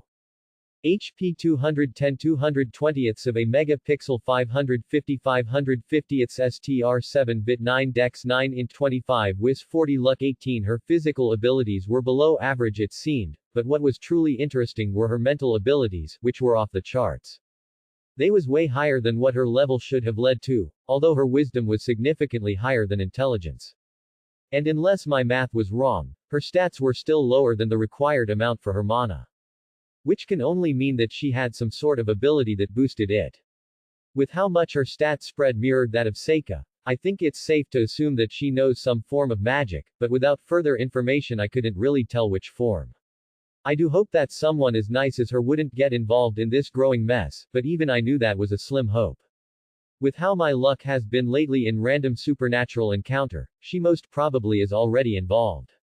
There was a lot in my mind once I finally reached school, and didn't even bother to take part in the conversation and then the inevitable quarrel between Matsuda, Motohama, Katasen and Murayama before the first bell. In fact, I was entirely ignoring the teacher's lectures when the classes started, being occupied with something else that had happened during my meeting with the nun. I had somehow turned on a translation feature for communication, and I had no idea how that worked. Albeit, that could be said about all of my newfound skills, so I wasn't really worried about it. I was more concerned about whether there were other settings that I could change. And boy were there ever. The translation feature was obviously turned on, along with the tutorial feature, making me thank the small miracles, because without the hints, however small they may be, I'd have been lost a long time ago. Most of the options were related to the user interface, with enemy and NPC health bars already turned on. However, location names were turned off, along with dungeon warnings, both of which I turned on immediately. Can't have me walking into a dungeon without any prior notice, now can we? There was also an option for item info, but after previewing it for 5 seconds, I turned it off because it was cluttering my screen. I did however, turn on the map feature, which displayed a map of Kuo with all the interesting features, as well as potential enemies on it, with just a small command.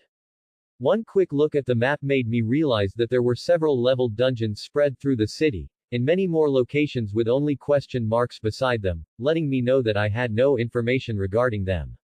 Looking the dungeons, I realized that those were there to help me level up, as well as maybe get some more equipment. Because that's what dungeons are for in games, right? Unless of course there's a story boss at the end of one. But with the number of dungeons as well as their minimum level requirement, I have to say that there is a very small amount of them that could even be thought to be a story dungeon. One of which seems to be the abandoned church. Abandoned church, level 15, this of course proved my earlier concerns about it. It also meant that I had either strengthened them when I sent Asia towards it, or I had just sent Asia to her doom. And while I had a feeling that the girl really was innocent, my gut was also telling me that she was safe, for now. I had no evidence to back my claim, but it was a feeling. And even if I was wrong, I couldn't really do much about it. After all, I was only level 8. There's no way I could clear a level 15 dungeon by myself.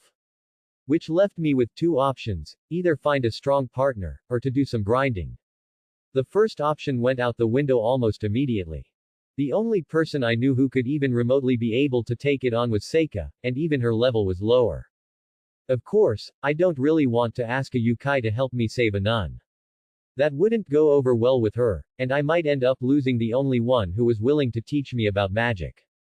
If I remembered correctly, Kiba Yuto did have the required levels for it, but I knew absolutely nothing about him, so I couldn't really ask him to join me adventure party.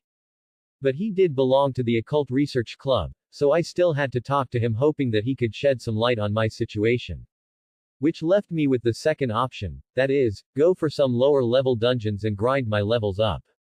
I mean sure, I could just leave the girl to her doom, but that would be cruel of me, don't you think? Also, there's no way I could leave a beautiful girl like her in danger. So, with my course of action set, I finally reverted my attention to the class, only to realize that school was over already. Damn, time flies fast when you have lots to think about.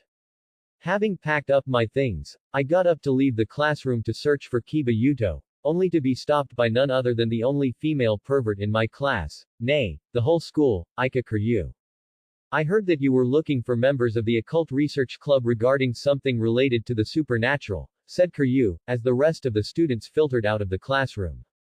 Matsuda and Motohama had stopped at the door, but a short shake of the head had them go on their merry way. They had already gotten used to the fact that I ignore them around women, although I think I heard a whispered traitor as they left. And if I have? I asked the bespectacled girl, not sure where she was going with this. I'll have you know that just that won't be enough to get you into their club. I should know, since I had tried something similar myself, answered Kuryu, pushing one of her braids back with her hands. They only allow members that are handpicked by the club president, and I don't see you getting selected anytime soon. Well, it should be fine if that is the case. After all, I really am only looking for some information, I replied, a small smirk on my lips at her insinuations. I may have thought of joining the club at some point, but that was past me now, even if she did partially guess my intentions. I know when something is way out of my league when I see it. I'm not that dumb, you know. A knowing smile crossed Ika's lips as she seemed to guess my thought process. Not anymore, it would seem. The two of us left the classroom together, although it was more along the line of Ika tagging along with me. As we walked, a comfortable silence fell between us as I searched for the only male member of the Occult Research Club. It lasted long enough for both of us to reach the fields before it was broken by Ika. So then, do you even know where Yuto-san is, or are you just going to wander around aimlessly? Asked Ika, causing me to stop mid-step. My reaction was answer enough, as she sighed in exasperation. You don't know, do you? Fine. Follow me. And I did just that. She was the representative to our class after all, and would ideally have better information about clubs and their members. Although I have a feeling she knew about Kiba's whereabouts because of personal interest, not that I would blame her for it. Soon I found myself indoors, standing in front of a familiar door that led to the Kendo Club's clubroom. Don't ask why it was familiar when I belonged to the Go Home Club. If anyone says that it was because I regularly peeped on the members of the club, they are lying. Lying, I say. Ehem. In any case, inside the Kendo Club was a sight to see. All the members had gathered around one of the rings, cheering on the competitors.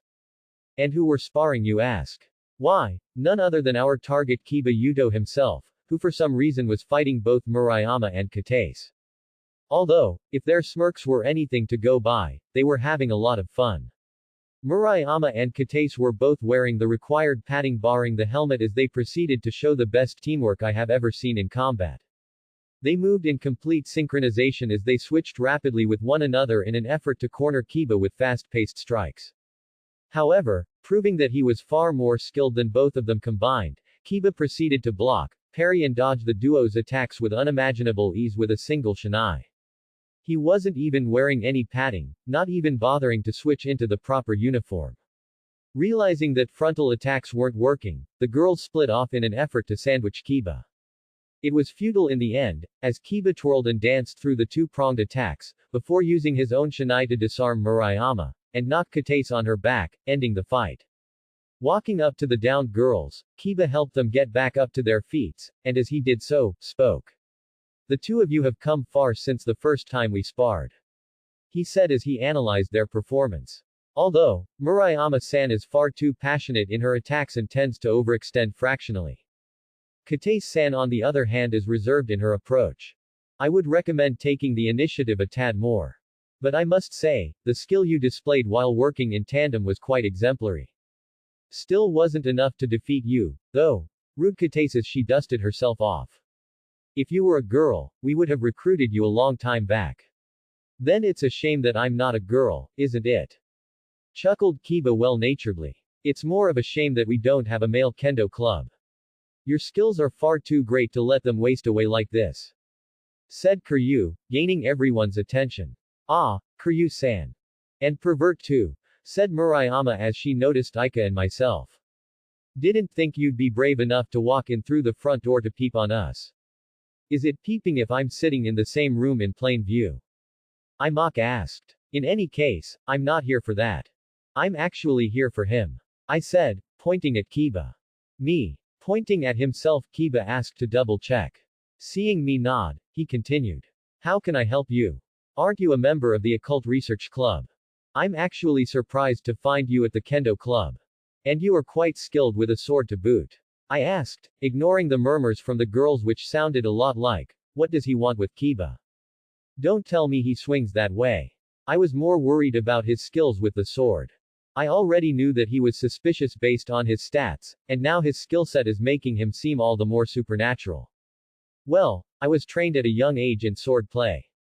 I haven't been able to continue with it since our school doesn't have a male section for the Kendo club due to lack of members. I do try to keep my skills sharp, though, explained Kiba with a nonchalant shrug. That's good, I suppose. But that's not what I wanted to ask. I actually had some questions regarding the occult. Before that though, I am inclined to try my hand at a spar with you, I said, causing Kiba to raise an eyebrow. Oh, did you train in sword play too? He asked, which I replied with a grin. Absolutely not. The entirety of our audience seemed to face plant at my admission. Picking up the shinai that Kataise had dropped, I took a completely relaxed stance opposite Kiba. Doesn't mean that I don't want to try it out. Kiba looked at me earnestly, confusion clear in his eyes. He was obviously unable to understand why I would challenge him. Shaking his head before shrugging as if to give up, he spoke. Well, if you are confident about it, who am I to stop you? He held the shinai horizontal to the ground, before motioning me to come at him. As I bent my knees to start my charge, I whispered mana channeling to activate the skill.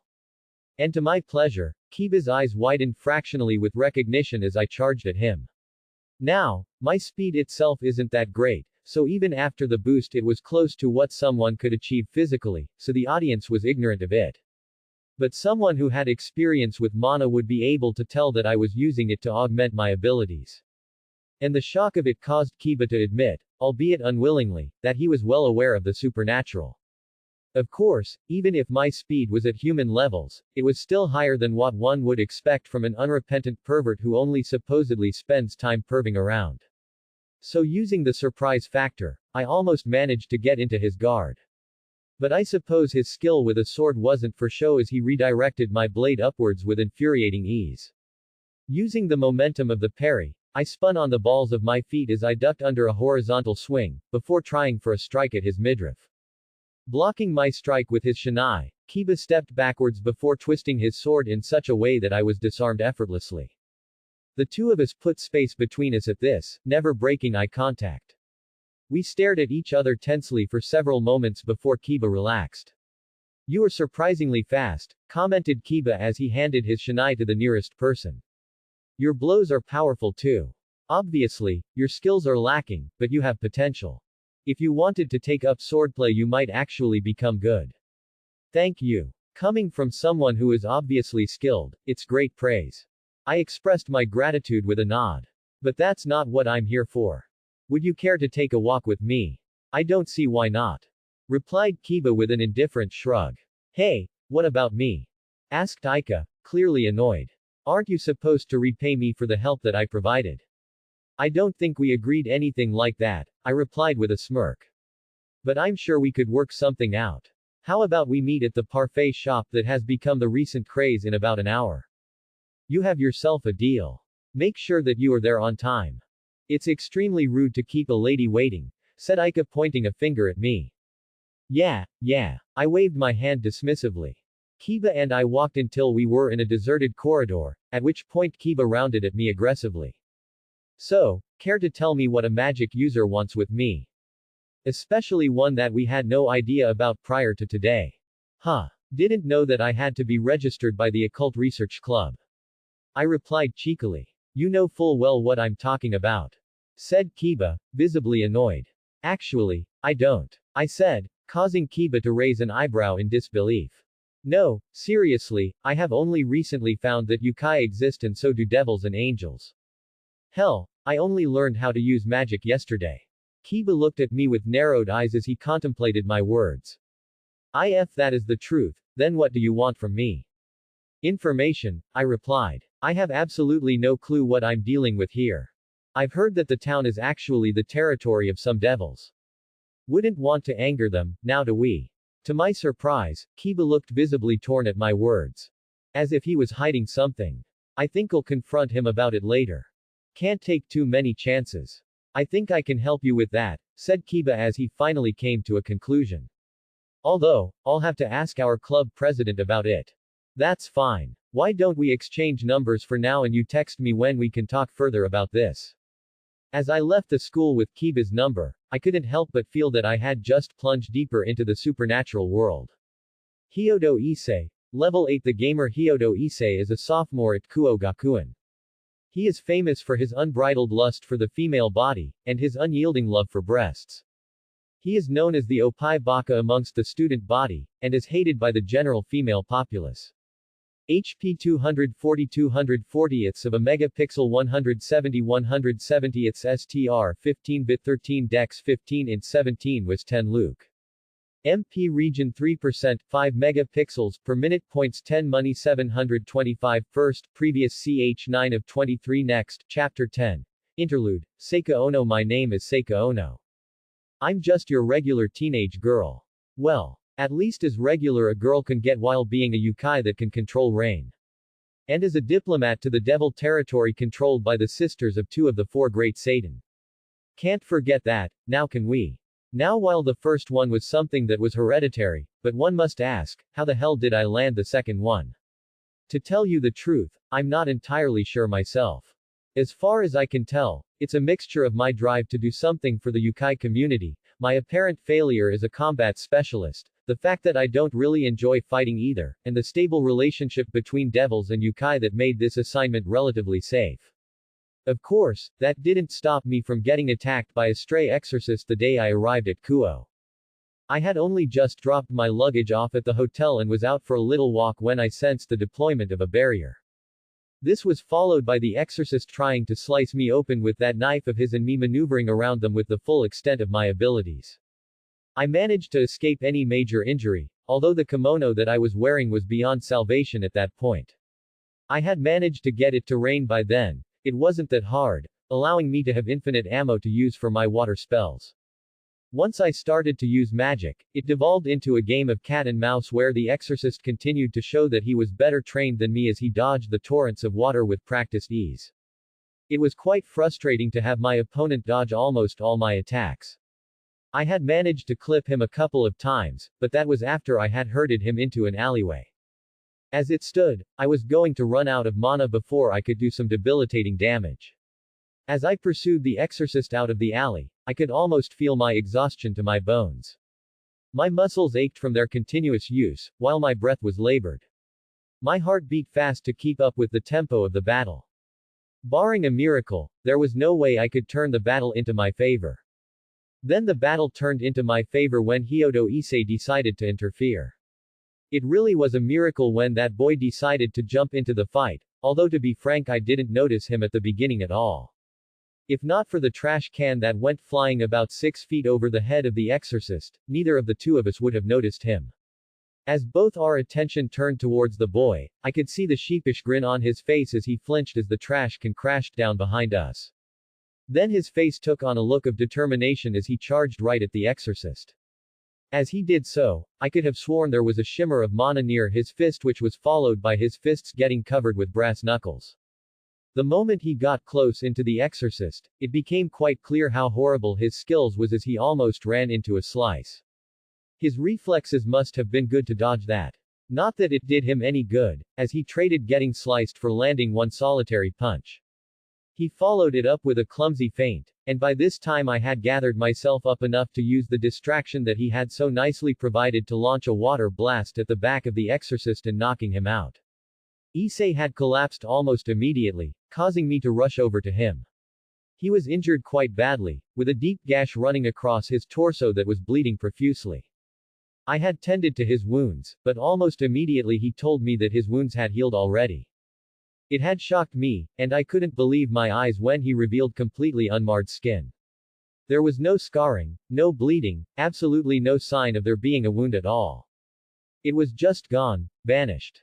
When I asked, indirectly, how he had effectively regenerated, he actually explained, albeit after relocating to somewhere private. It was quite surreal that someone's life would actually become a game, allowing him the same powers and perks the protagonist of a game had. Not quite surprising since I myself am an aim owner, which from a human's point of view doesn't exist. But such an ability was unheard of.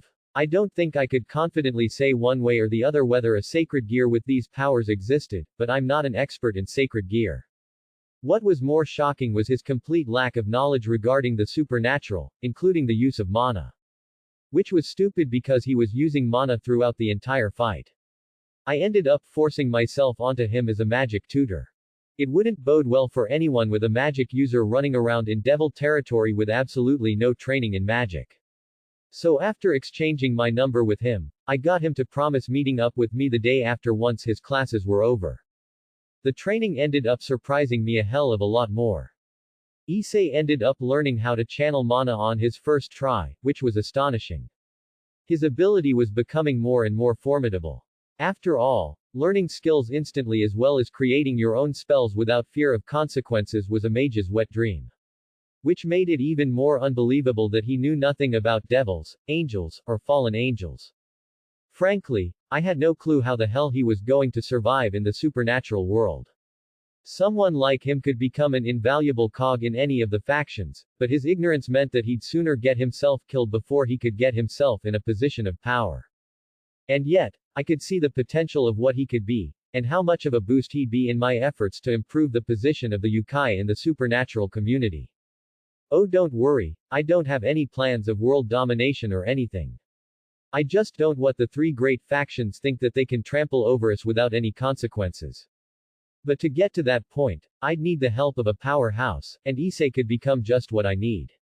But before anything like that could happen, I needed to make sure that he actually survived for that. So the day after training I found myself at the local school sitting across from Rias Grimori, the younger sister of Lucifer. The room was situated in a building that was separate from the main campus, and looked older from the outside but new and clean on the inside. I tried to not let the decor get to me, considering the most prevalent were paintings of magical beasts or artifacts. There even was a permanent magic circle etched right into the floor in the room. Even if I myself am a yokai, a room that could pass off as a supernatural being's hideout, which it was creepy to me. Albeit the Western touch to the furniture managed to alleviate my nervousness.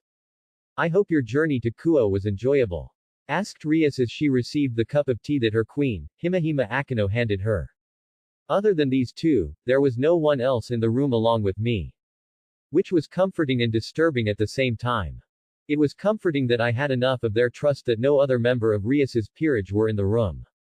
On the other hand, it was disturbing that I was sitting in the same room as the Crimson Ruin Princess and the Lightning Priestess and was about to bring up some issues that could very well land me in their bad graces if I didn't word myself right. I accepted the cup that Akino offered with a muffled thanks, before releasing a breath that I wasn't aware I was holding in. The journey was quite magnificent. The bullet trains make the journey extremely comfortable. Although I must ask that the welcoming party to be a lot less violent. I don't think people want to get chucked into a fight to the death the moment they step into a new town. I said, hoping I didn't sound too accusing. That could turn bad fast. It seemed that my words had surprised Rias if I was reading her face right. A welcoming party. Akino seemed to take over from Rias, asking the question that was on both their minds. Indeed. I was attacked by a stray exorcist almost immediately after I had checked into a hotel. If not for the bravery of a student from your school, I am afraid I would have been exorcised. Sometimes I really hate having to use subtext and flowery words just to ensure I didn't offend anyone. What I wouldn't give to just come out and say that I was not at all happy at being attacked on supposed friendly territory and that I had taken an interest in Issei. It would have been so much simpler. It seemed that the duo had managed to decipher the underlying meaning to my words, and Rias decided to press on the more important issue. That is quite unfortunate. I do hope that you were not injured. The fallen seem to be plotting something in the background. What it is, we do not know. And without proper evidence that they are indeed plotting something instead of this being an isolated event, we won't be able to pursue any compensation. I hope you understand, said Rias. While it sounded like she was being condescending, my prior experience allowed me to realize that they were powerless themselves in this situation.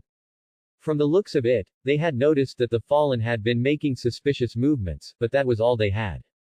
Without any proof, if they took action it could quite easily devolve into more than just a skirmish and break the strenuous ceasefire the three factions had.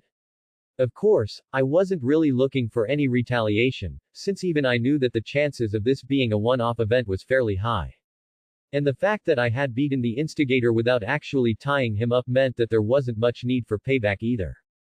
Although I probably should have captured the exorcist, but Issei had managed to distract me by dropping that bomb about his ability, making the exorcist slip my mind until later on when it was too late. I must say though, I am interested in the student that had saved you. I'd say some appreciation would be warranted for them. What was their name? Asked Akino, bringing me out of my inner monologue. Taking a sip out of my cup of tea, I made sure to take as much time as I could without coming off as too rude before I spoke. His name was Hyodo Issei. Do you know him by any chance? I asked, looking at the face of the two of them to read their expressions. The pervert. I'm not sure how he was able to defeat an exorcist when a yokai such as yourself wasn't able to. Said Akino, scoffing in disbelief. Her concerns were shared by Rias, if her own expression was any indication. Although, the glint in Rias's eyes showed that her interest was piqued. He seemed quite well behaved to me. I replied, mainly from my experience. His eyes did wander sometimes, but that's expected of a boy his age. Either his reputation is exaggerated, or he is perfectly capable of reining himself in when needed, which is all that really matters. And I never said he was the one to defeat the exorcist. He just managed to provide the perfect distraction for me to capitalize on it. Not that I'm not grateful, I really am. And as such, I'd like to return the favor. What do you have in mind? Asked Rias, leaning forwards. It was clear that she was curious about Issei, but decided to make do with what I wanted to do as a token of gratitude. Finally the conversation has reached the topic that I really wanted to address. Taking another sip from my cup, I decided to just come out and say it. Considering how he has landed himself in the supernatural world without much information about it, I'd like to ask you to guide him along so that he can survive longer. Really? You don't want to modify his memories so that he can continue to live a normal life? Asked Rias, raising her eyebrows in surprise. That does seem like the most prudent option, don't you think? Akino followed it up, agreeing with Rias. I don't think he'd want to live a normal life anymore. I said with a wry smile on my face. After all, he has tasted the thrill the world has to offer, and that excitement can be quite intoxicating. That being the case, he is still in over his head, and considering what I know of how his powers were developing it might just end up being impossible to manipulate his memory. And it's not like he was a normal person himself. Erasing his memory to keep him out of the supernatural would be like erasing my memories, seeing as I am a Yukai just as much of a supernatural being as him. But I don't want to reveal too much to the devils just to secure my position regarding Issei, so I decided to feed them something that would ensure my plans. Plus, it would be such a waste to let someone with as much natural talent in magic as him go. That seemed to have gotten their interest, as neither Rias nor Akino were aware of this fact. Rias seemed to be most intrigued of the two, if the almost imperceptible light in her eyes were any indication. Akino was more shocked than curious, and it was conveyed with her words. He can use magic. I was not aware that there were any magicians in our school. Oh, he's not a magician. In fact, he can't use any magic. He was, however, channeling mana without actually knowing how to channel mana. I had to teach him how to channel mana lest he ended up killing himself from exhaustion. I clarified. So, he's a natural. That's quite rare, to find someone with talent for magic and yet not attached to any of the magic associations. Said Rias, a look of comprehension on her face. Flashing me a small smile that told me that she understood what exactly it was that I was doing, she continued. It would indeed be a waste to just let go of such talent. And since he is a natural, there is no way he can live a normal life without ever becoming known to someone else. You can see why I asked for him to be guided along. At least, as long as I'm unable to provide him a more stable training for his skills. It's the least I could do. I said. I'm sure we would be able to provide him information, and maybe even a bit of training. He did make sure that we wouldn't have to be embarrassed for not realizing that the Fallen had ramped up their activities in our territory that caused us to lose an ally. Rias replied, confirming that she was going to attempt to keep from interfering as little as possible while still helping Issei. Of course, it was no promise, since she had been curious of Issei, so she wouldn't just let it be either. Not that it was a problem, since that was what I had been aiming for in the first place. Get her fascinated about Issei, but establish that I had claimed him. I'm glad that we came to an understanding about this. I said as I placed my empty teacup down on the table, prompting Akino to refilling it. I think it's time we get down to the main reason for my visit to Kuo. Yusaka-sama sends her regards. Well, that was longer than I anticipated. Here I was thinking I'd write a small interlude to establish Seika's character. Ended up with a near 3K word long interlude that could just as well have been a chapter. Meh, that's what happens when a story writes itself, I suppose. I was almost tempted to write another interlude, but I think we'll get back to the regular story from the next chapter. On a side note, I now have 1K faves and almost 1.2K follows. It's such a great feeling for a writer when so many people think that their story is great. You guys are awesome. Don't forget to leave a review. After all, words of encouragement are way better than just a number. Of course, if you didn't like the story, or just the chapter for that matter, you can still leave one, just make sure to mention why you didn't like it. I can't possibly try to fix something if I don't know about it. Hopefully I'll be back soon with a new chapter. Cheerios. First, previous ch10 of 23 next, 10 you have created a special skill by a special act. By using a sword in a certain way, you have created the skill, Swordsmanship. Swordsmanship passive level 1 express 0.0% A sword is not a tool, but an extension of oneself. Passively increases dex by 1% increase damage while yielding a sword by 10% As I entered the parfait shop, I was nearly overwhelmed by the amount of people that were in the store. Only because I had been to a similarly crowded crepe shop with Katasen Murayama did I manage to keep my calm. The store was completely full, with all the tables already taken and several more either waiting for seats to empty or leaving disappointed that they couldn't find any seats. In fact, the staff were being forced to politely ask the waiting customers to leave so as to not crowd the premise and to come back a bit later when it was not the rush hour. It was the time when just about every school in the region let up, which resulted in the entirety of the shop's current customers to be students. There were several Kuo Gakuen students too, a couple of whom saw me and decided to ignore me over dignifying me with a reaction. I suppose being an infamous pervert meant that the majority of the student body recognized me, albeit in a negative way. It wasn't difficult finding Kiryu amongst the students due to her Kuo Gakuen uniform, along with her twin braided brown hair and her distinctive spectacles. Frankly speaking, she was plain looking compared to most of the girls that went to my school. It was almost as if it was part of the entrance exam to be a looker. Now don't get me wrong, I'm not saying that she's not pretty, rather, she had an aesthetic that was definitely pleasing to the eye. She was just not comparable to most of the students of Kuo Gakuen, which was filled with beauties and bombshells to the brim. Not comparing to them wasn't much of a disappointment. I wonder if she heard my current thoughts, would she kill me or agree with me? I halted my train of thought as I walked up to the table that she was sitting at, which was surprisingly one of the window tables. She must have been really lucky to get one of those tables. Due to her seating arrangement, she had already seen me enter the store, so I addressed her as I sat down opposite her. You found a really good table. Must have been really lucky. I hope you didn't wait for long. Well, you're not late, if that's what you're asking, said Kuryu as she glared at me, but since I knew the reputation of this place, I had to arrive early to find this sit. You're lucky that I actually managed to save a seat for you. In that case, let me apologize by treating you to the most expensive item on the menu as an extra. I said, internally glad that I had made a run back home to grab some more money. At the rate at which I'm blowing through my allowance, I'll run out well before the month ended. Don't come crying to me when I bankrupt you, said Kuryu as she opened the menu. While glancing over the items in order to decide what else she was going to have, she asked me a question. What got into you so suddenly that made you challenge Kiba Yuto of all people? Not only that, you challenged him to a Kendo spar, something that he is famous for. Was it that out of character for me? I replied with a question of my own, but her pointed glare was enough of an answer. Oh fine, I was just testing out a hunch. And, did you confirm it? She asked, to which I shrugged non-committedly. Well, I didn't exactly confirm it, but did go a long while in doing so, I replied, even though it was mostly a lie.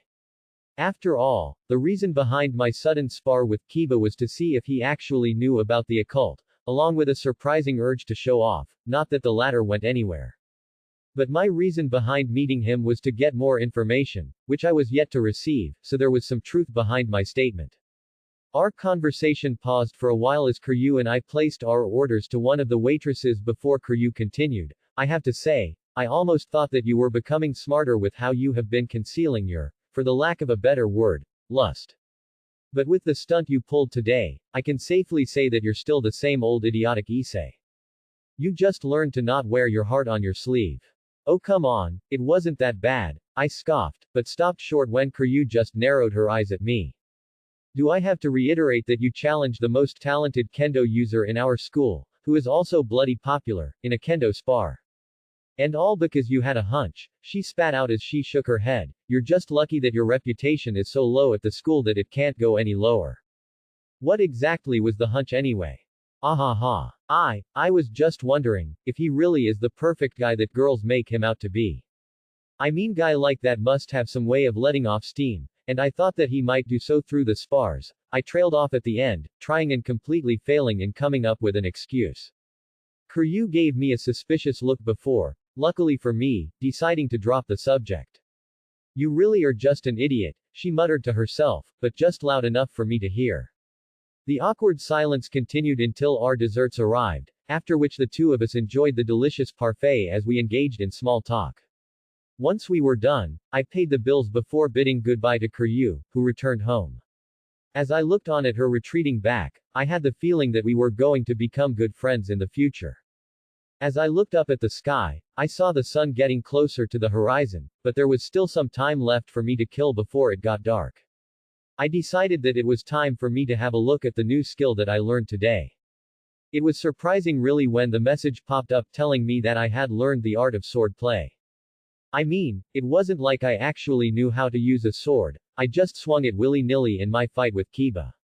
I don't think that could be interpreted as swordsmanship. But it made me wonder what I could truly do with the skill. I walked to the park where Seika and I trained as it was one of the quietest place in the neighborhood. Not many people actually walk through the park at this time of day. It wasn't a popular spot for couples, as there were more popular spots such as the amusement park and restaurants for them to visit, and salarymen don't really go to the park after a grueling day at the office. The only time the park was actually busy, if it could be called busy, was in the morning when the neighboring people went for a morning jog. Frankly, the town of Kuo was a relatively green city with more than one spot where people could be one with the nature. The riverside was especially popular in that regard. Once I reached the fountain, I looked around for people just in case before picking up a 1.5 foot long broken branch from the ground. After feeling the weight of it in my hand, I gave it a few test swings with a one-handed grip. Nodding at the feeling, I took a stance I had seen many times in movies and manga, before closing my eyes and imagining an opponent in front of me. When I was happy with it, I opened my eyes and activated mana channeling, at the same time, before lunging for my imaginary opponent with the makeshift weapon in hand. The next 30 minutes helped in confirming some of my suspicions regarding the skill. The first and most obvious one was that just about any weapon that could be used as a blade worked, as established by the use of a branch instead of a sword to activate the skill. How do I know that I activated the skill? It gained experience throughout the half an hour, so I must have been doing something right. I assume that I could use a wooden sword, a real one, or just about anything that is remotely sword-shaped. The second thing I learned was actually the result of some experimentation. As I was using mana channeling to augment my physical strength, it made me wonder what would happen if I poured some mana into the makeshift sword. Unsurprisingly, it failed miserably as the branch disintegrated into ashes after glowing blue for a split second. I tried with a couple more branches just in case, but all of them produced the same result. However, it made me start thinking if the method of using mana might be different.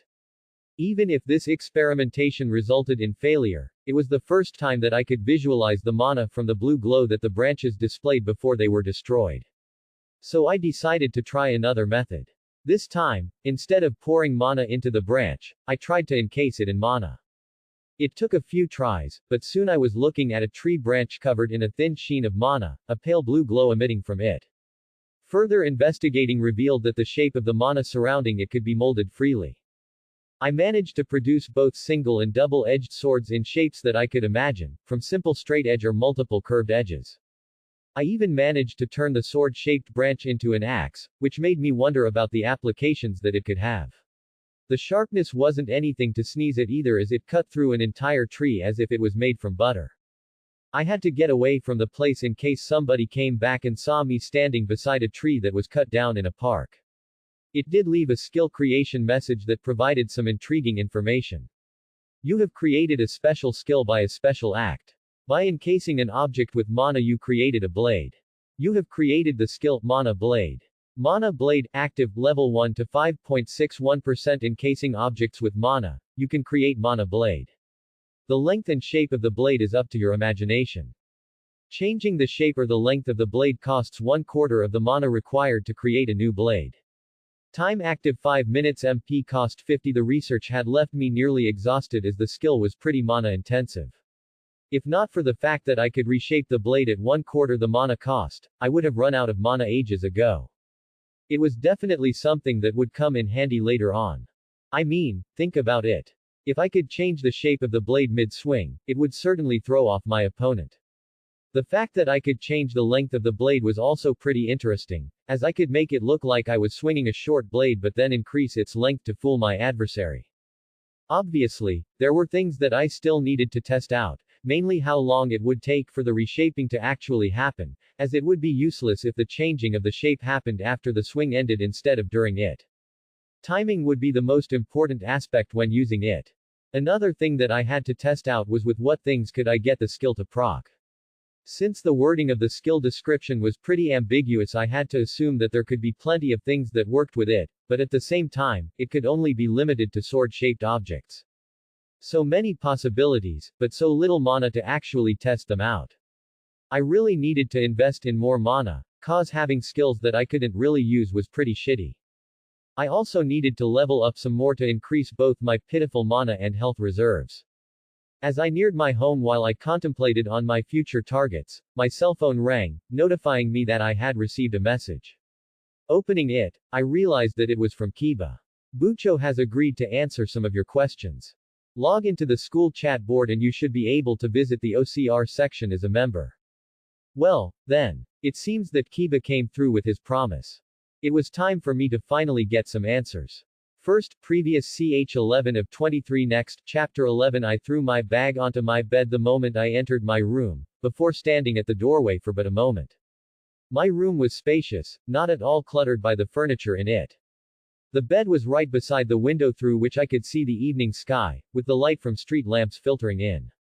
Right beside my bed was the study table, which also housed the computer, while the chair was sitting askew from the table close to the door.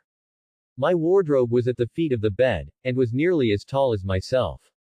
The bookcase was right beside it, with most of its space taken up by my computer games and other DVDs, while only a small portion of it being utilized for its original purpose, holding books. The wall on which the door sat was devoid of any furniture, but I had taken the liberty of using it as a poster wall. The back side of the door had hangers attached to them for clothes, not that they served their purpose, as could be seen from the multitude of clothes strewn across the room. There was a shirt on the back of the chair, a pair of pants lying on the carpet, and a jacket on the bed, now under my bag, amongst many more. Now I have to say that I'm not as messy of a person as my room would have you believe, but I'm not a tidy person either. I'd clean up the room once in a while, once it reached critical mass, when I can't find things I'm looking for, and it's nearing that pretty soon. Now, before anyone even asks, I'll say that my treasure was hidden underneath the bed. It was a cliché place, I know, but it works. I don't really get too many relatives, so there's no worries there, and my parents are very aware of my hobbies, so it's not entirely needed to keep them hidden. I know that my mother is perfectly aware of where exactly I keep them, but she had stopped mentioning them a really long time ago. I suppose even they think that I'm an irredeemable pervert. I changed clothes as quickly as possible, eager to get onto the internet. The reason for my excitement was obvious. Kiba had notified me that his club president had agreed to provide me with some information, and from Kiba's reaction to me using mana, I have to say that I expected to find out a substantial amount of it. I logged onto the school website and went looking for the Occult Research Club's page. Our school had taken to the advent of the internet very well, not trying to bar students directly from it but rather encouraging us to use it in a way that would help us for our studies as well as allowing them to keep us regulated. The school had an official message board of its own that allowed for students to ask questions and fellow classmates as well as teachers to answer them. The clubs had their own pages and notice board as well to notify their members of when a meeting would take place and various other things. And there even were chat rooms where the members could discuss freely without having to meet up directly. It was one of these chat rooms I was heading for, specifically the orc chat room. The school provided every student with an account, but except for the few general chat rooms, most were restricted. The clubs would only allow their members to log on to their room, while there were even chat rooms for teachers if they ever needed to chat. From Kiba's message, I could glean that I had been given temporary access to the orc chat room, and I intended to make full use of it. When I entered the room, I found that only one other person was online at the time. President of the Occult Research Club, Rias Grimori. She was known as one of the two great ladies of Kuo Gakuen, and not for nothing, either. If she were to be described in a word, it would be the word bombshell. She definitely looked beautiful, but what tended to get my attention the most was her buxom figure. Her fair skin, blue eyes, and long red hair only solidified her foreign yet stunning look. However, that wasn't the only thing intriguing about her. When I had used observe on her on and off chance, I was stonewalled worse than when I had checked Kiba. Rias Grimori. Level. Rias Grimori is a senior at Kuo Gakuen. She is the president of the Occult Research Club, and is popular amongst both sexes. She is a foreign beauty who is one of the two great ladies of Kuo Gakuen. HP. MP. STR. VIT. Dex. Int. Wis. Luck. As you can clearly see that I could get absolutely nothing out of it. Not even her level. It made me wonder if she was such a high level that I couldn't see her stats or if there was something else at play here. And like always, her description gave me any new information at all. Couldn't even see the title, just as it was with Kiba. It was times like this that I find that my skills have a hard limit that is very difficult to surpass. Thought I have to say, if the skill wasn't nerfed like this, I would have ended up finding out several things that I am sure would be key to whatever decisions I made. Almost makes me want to praise whoever it was that balanced the thing. Almost. But I have digressed too much. As I was saying, Rias Grimoire was the only one in the chatroom at the time, so I decided to see if she was actually around or she had just left the page open. Me. Say, is anyone there? It didn't take long for a reply to appear on my screen. Rias Grimoire, RG, indeed. You must be Issei-kun. Well, at least she remembers my name. But I suppose anyone would if they suddenly learned that I could use magic when I couldn't not very long ago. Me. Ah, yes. And you must be Grimoire-san. RG, please, call me Rias. Her response definitely caught me by surprise. After all, not many could boast being on a first-name basis with the Rias Grimoire. I'd certainly garner quite a bit of negative response from the student populace for doing so, and I wasn't sure whether I was ready for that kind of flack. Then again, I was kind of hated by them already, so maybe I was. Plus, it would be rude to refuse her offer, considering she was trying to be friendly. Me. Then, Rias-san. You can call me Eyes. RG, with pleasure. So, Eyes-kun. I heard from Kiba that you wanted some information on the occult. What would you like to know? And here comes the important part. I had so many different things that I needed to learn, that I wanted to learn. But I had to take one step at the time. After all, Rias-san, it felt weird to address her by her first name in my mind, wasn't aware of my interactions with Seika. Which meant that I should be starting from the very basics. Me. As you might have already heard from Kiba, I have very recently come across the ability to use magic. I was wondering if you could guide me somewhat. There was a short pause before she replied, but seeing the size and content of the reply, it was the result of her typing it. RG. The magic systems could be classified into two disciplines, Eastern and Western magic.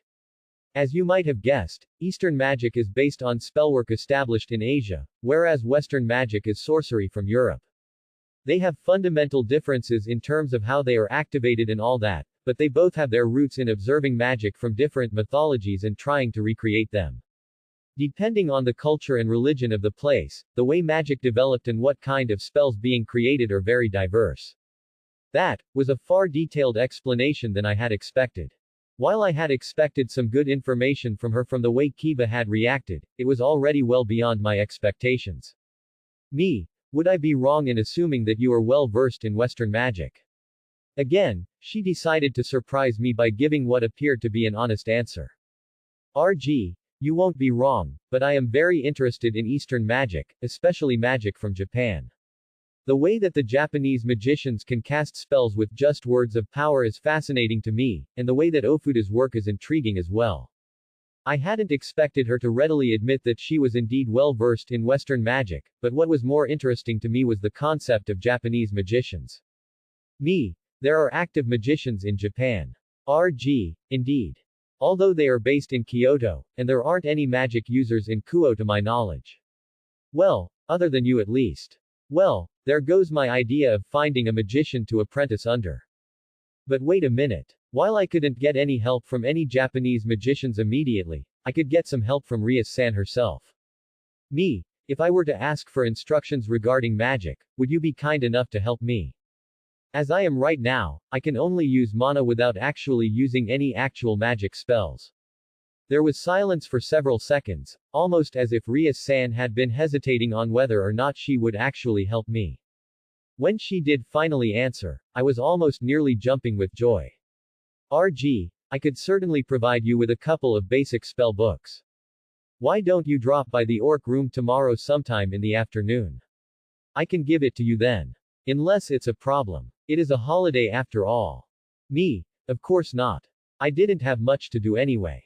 I'll drop by around 4, if it's alright with you. RG, sure. My first chat with Rias Grimoire bore me way more fruit than I had anticipated, and I couldn't wait for the next day to arrive. Suffice to say that I didn't have a good night's sleep. First, previous ch12 of 23 next, chapter 12 the following day was a Saturday, which meant that I didn't have any classes. Only certain clubs had meetings during the weekends, and as someone who wasn't in any club whatsoever, it meant that I had all the free time in the world. This meant that I was in a dilemma. What do I do to pass my free time? I had an appointment at the ORC in the afternoon, so whatever I did had to finish before then. There were a couple of options in front of me. Firstly, I could spend the morning training my newly acquired skills.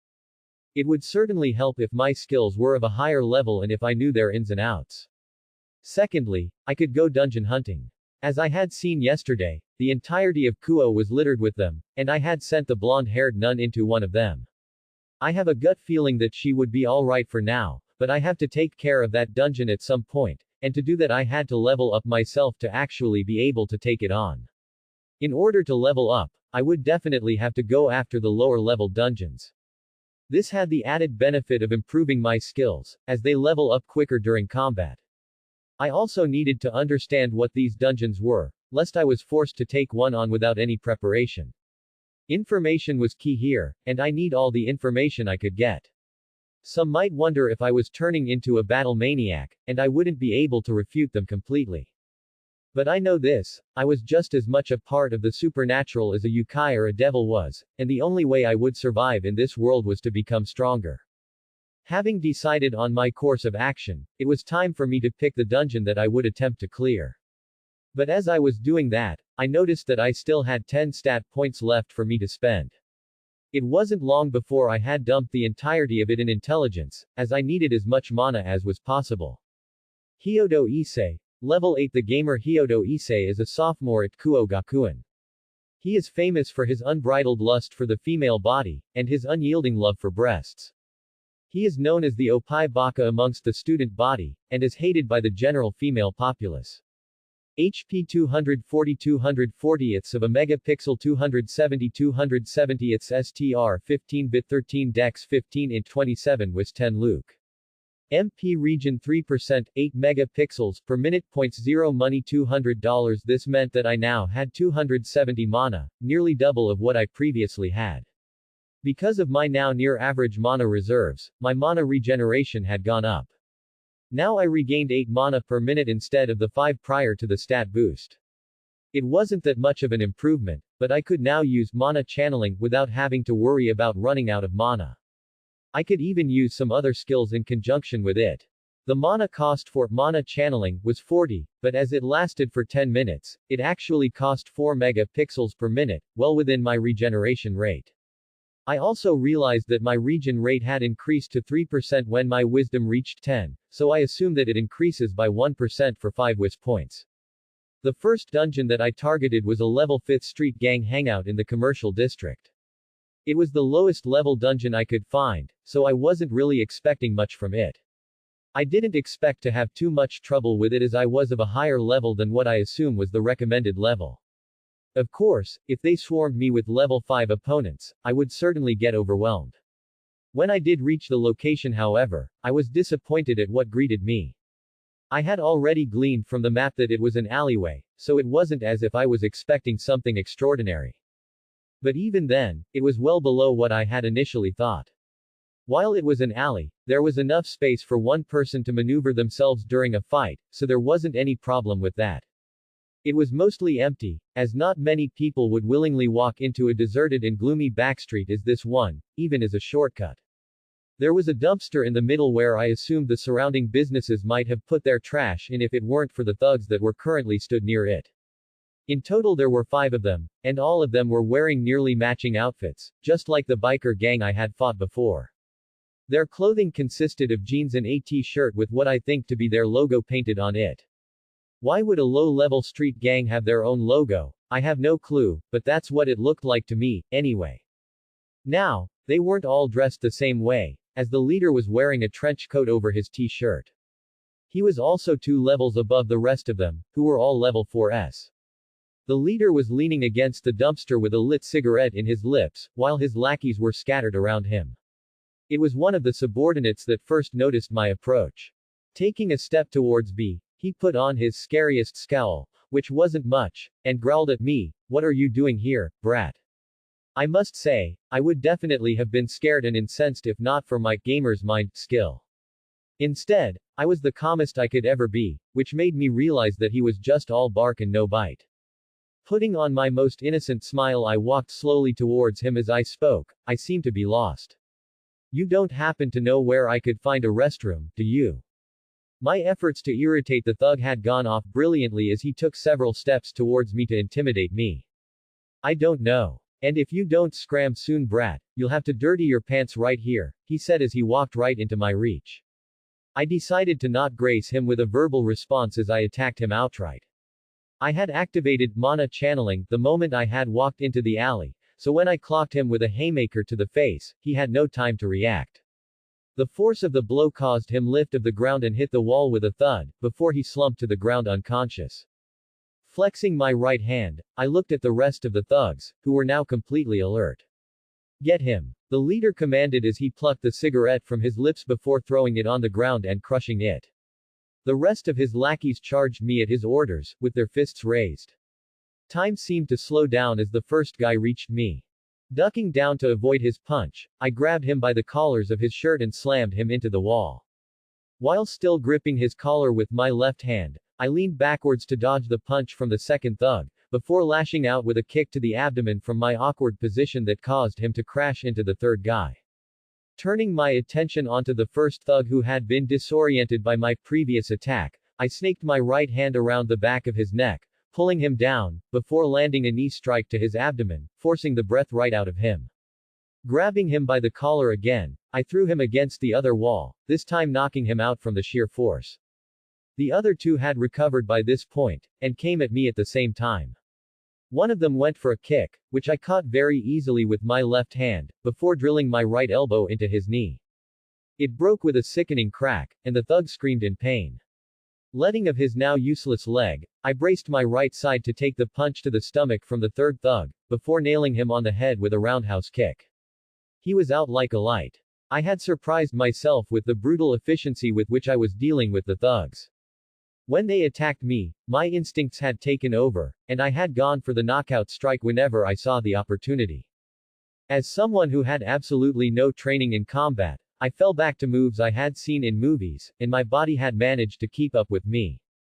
Since I had shocked myself, it wasn't that far-fetched that the leader had been equally surprised, and it showed in his face. But he had managed to school his features as he came after me as the last man standing. He was faster than his lackeys, which wasn't surprising as he was 2 levels higher than them. He also seemed to be somewhat trained for combat, as his movements were smoother than them. He jabbed at me with his right hand as if to probe my reactions, before bursting forth with a left haymaker. I dodged the punch by a hair's breadth as I leant back just in time. Using the opening that he provided, I moved right into his guard, punching his solar plexus, making sure to drive my fist right through. He doubled over from the impact, with the wind knocked out from his chest. Grabbing him by the shoulders, I pulled him upright, before roundhouse kicking him on the temple, which knocked him out immediately. Turning back at the sobbing thug whose leg I had broken, I decided to take pity on him and kicked him unconscious as well. Looking at the devastation I had caused, I had to say that it had been far easier than I had expected. And it scared me to think of how well I had handled myself in battle. I didn't mean to be this brutal, but at that exact moment, that was the best way I could disable my opponent, and I had done just that. I shook my head to remove the negative thoughts that I was having. I needed to get stronger. That much was certain. The fight with the exorcist when I had helped Seika had been enough proof that there were several strong people in the supernatural world, of which I was now a part of. If I didn't become strong, I'd end up dead. If that meant that I had to be efficient in my fights, so be it. I searched the fallen thugs for any loot, but they didn't really have much. Only a couple of knives that could be bought from a convenience store, although they were sharpened to a fine degree. There was some cash too, which I pocketed immediately. Loot was loot after all. Your level has increased by 1. You have 5 points to spend. The level of street fighting has increased by 1. You have cleared a dungeon. You gained $2,000. First, previous ch13 of 23. Next, chapter 13. Whatever it was that I had been expecting for clearing the dungeon, it certainly wasn't a stack of cash materializing in front of my feet. Picking it up, I gave it a quick once-over. It seemed like real money, with different serial numbers and all that. Which made me wonder, where exactly did the money come from? Was it created by my ability, or did it get teleported from a bank or something? It would appear that my ability had a habit of creating questions than answers. Emboldened by my first successful dungeon hunt, I was preparing for the next one when my phone rang. The caller ID showed that the call was from Seika. Accepting the call, I greeted her cheerfully. Hello, Seika. How are you? I'm fine, she replied amiably. I do need to talk to you, though. Huh, straight to the point. She must have something important to say, or else she wouldn't get that serious. What about? I've finished my work in the city, so I'll be leaving today, said Seika, taking me by surprise. I mean sure, she was here on business and I expected her to leave, but not this soon. But I suppose there wasn't much for me to say here. I figured I'd have a chat with you before leaving, so how about meeting at the park? Alright, sure. See you in half an hour. I asked. Sure. I arrived at the park just at the half-hour mark to find Seika already waiting for me at the spot where we trained. She had switched to a sleeveless blue sundress when she had trained. Red tried to murder me, but was now wearing a kimono again. Her favorite color must have been blue, because her current choice of garments was made out of deep blue velvet that wrapped around her body nicely. Being the kind of clothing kimono were, it was difficult to tell her figure through it, but as someone who had seen her in a different dress before, I could say that it was something to die for. Her body curved in all the right places, and while her breasts weren't too big, but there was enough to get a man's attention. And because of my prior knowledge, it almost felt as if the kimono was there to protect her purity, and only someone truly special would see what was truly hidden underneath it all. The light blue obi that held the ornament-less kimono together contrasted and complemented it well. I have to say, Seika had a habit of looking eye-catchingly stunning. You're dressed awfully formally, I said, trying to start a conversation to hide my awkward gawking. I'm certain I had failed from the knowing look she gave me. Well, I'm going to have to go directly into a meeting the moment I get off the train, so I figured I'd be dressed for the occasion, she said with a tired sigh. She was obviously not looking forward to the meeting, whoever it was that it was with. I'm going to assume the meeting is with a guy from your head-turning outfit, I grinned, trying to alleviate the mood. It was successful as she responded in kind. Obviously. I plan on keeping him distracted long enough to agree to a deal that would be better for me, she replied with a wink. Well, the only way you'll fail at that is if the guy isn't interested in girls, I nodded sagely. I don't think that'll be the case, she said mischievously. But enough about that, let's talk about you. Do you think you'll be fine after I leave? I was fine before you showed up, wasn't I? I fired back in faux indignity. To be frank, I was kind of touched that she was worried about me. We had met only 3 days ago, after all. Yes, but you weren't part of the supernatural then, were you? She replied with a raised eyebrow. I'm confident that I can take care of myself. There's nothing much that I can do about the supernatural, anyway. I said with resignation. There really wasn't much I could do about it, other than taking it in stride. Seika was aware of that, if the look of understanding she gave me was any indication. That's true. The problem is that you don't know much about the supernatural, and I don't have enough time to let you know about most of the things, said Seika, genuinely vexed over what to do about my lack of information. Well, I may have found a separate source of information. I said, trying to answer her worry. Not that it worked, since she was taken by surprise. Who is it? She asked with more strength than before. It's the occult research club of my school. They seem to have some heavy dealings with the supernatural. How much exactly they know I have no clue. I blurted out. Seika narrowed her eyes at my admission. Did they know about your ability? Nope. They only know that I can use magic, and I know nothing about the supernatural. I answered her. Which school was it did you go to again? Asked Seika, her look telling me that she was close to figuring out something. Kuo Gakuen. Why? I asked back. Oh. In that case, it's fine. She let out a sigh of relief. I know them. You can trust them to at least give you good information. It seemed that Seika knew about the occult research club of my school, which really came as a surprise to me. The way she said it, they were acquaintances at the very least. Which meant that I was right, and the members of the occult research club were as much a part of the supernatural as I was. But the fact that Seika didn't elaborate on how exactly she knew them meant that according to her I didn't need to know about it. I had my own secrets, and they were allowed to have their own, for now. I'm not willing to go around telling everyone I meet that I have an ability that turned my life into a game. The only reason I had even told Seika was because it was a spur-of-the-moment decision in order to get her to trust me a little. The only way I'm telling someone else is that I trust them enough to know that they won't leak the information, and at the same time not advise me to go to a mental institute. My introspection was cut short when Seika decided to speak up. So, did you find anything else about your ability? Lots of things, actually. I replied as turned towards her. I have this translation ability that allowed me to talk to foreigners, while I've also found that I can also access a map of the town that displayed some important information. You know, your ability is broken. Seika deadpanned. And what kind of information does the map show? From the looks of it, it basically looks like any map app found on cell phones, except it's actually a 3D rendered version where I can even see the insides of buildings. It mostly displays a top-down view, but I can change the angles however I wish. It's almost as if I was wearing an AR goggles or something. In terms of information provided, it shows names of places and all that, along with dungeons. I explained. Wait, did you just say dungeons? Asked a baffled Seika. Seeing me nod, she shook her head in disbelief. What kind of dungeons, exactly? The kind where there are some enemies gathered in a place, and if I beat them all, I get loot drops. I replied. It sounded surreal even to me, but having experienced things that were even more bizarre, I had stopped getting surprised at them. Although, Gamer's mind might have something to do with it. Since Seika didn't have the help of either of these, she was shocked. You know what? I'm going to stop thinking that there's anything impossible when it comes to your ability. How the hell does it even create loot drops? She asked, her outburst well-founded. To tell you the truth, it only dropped money. But considering what dungeons are in games and how my ability has been working, I figured it would drop loots at some point in the future. I answered. Frankly, I'm actually hoping that it'd drop items as well as money.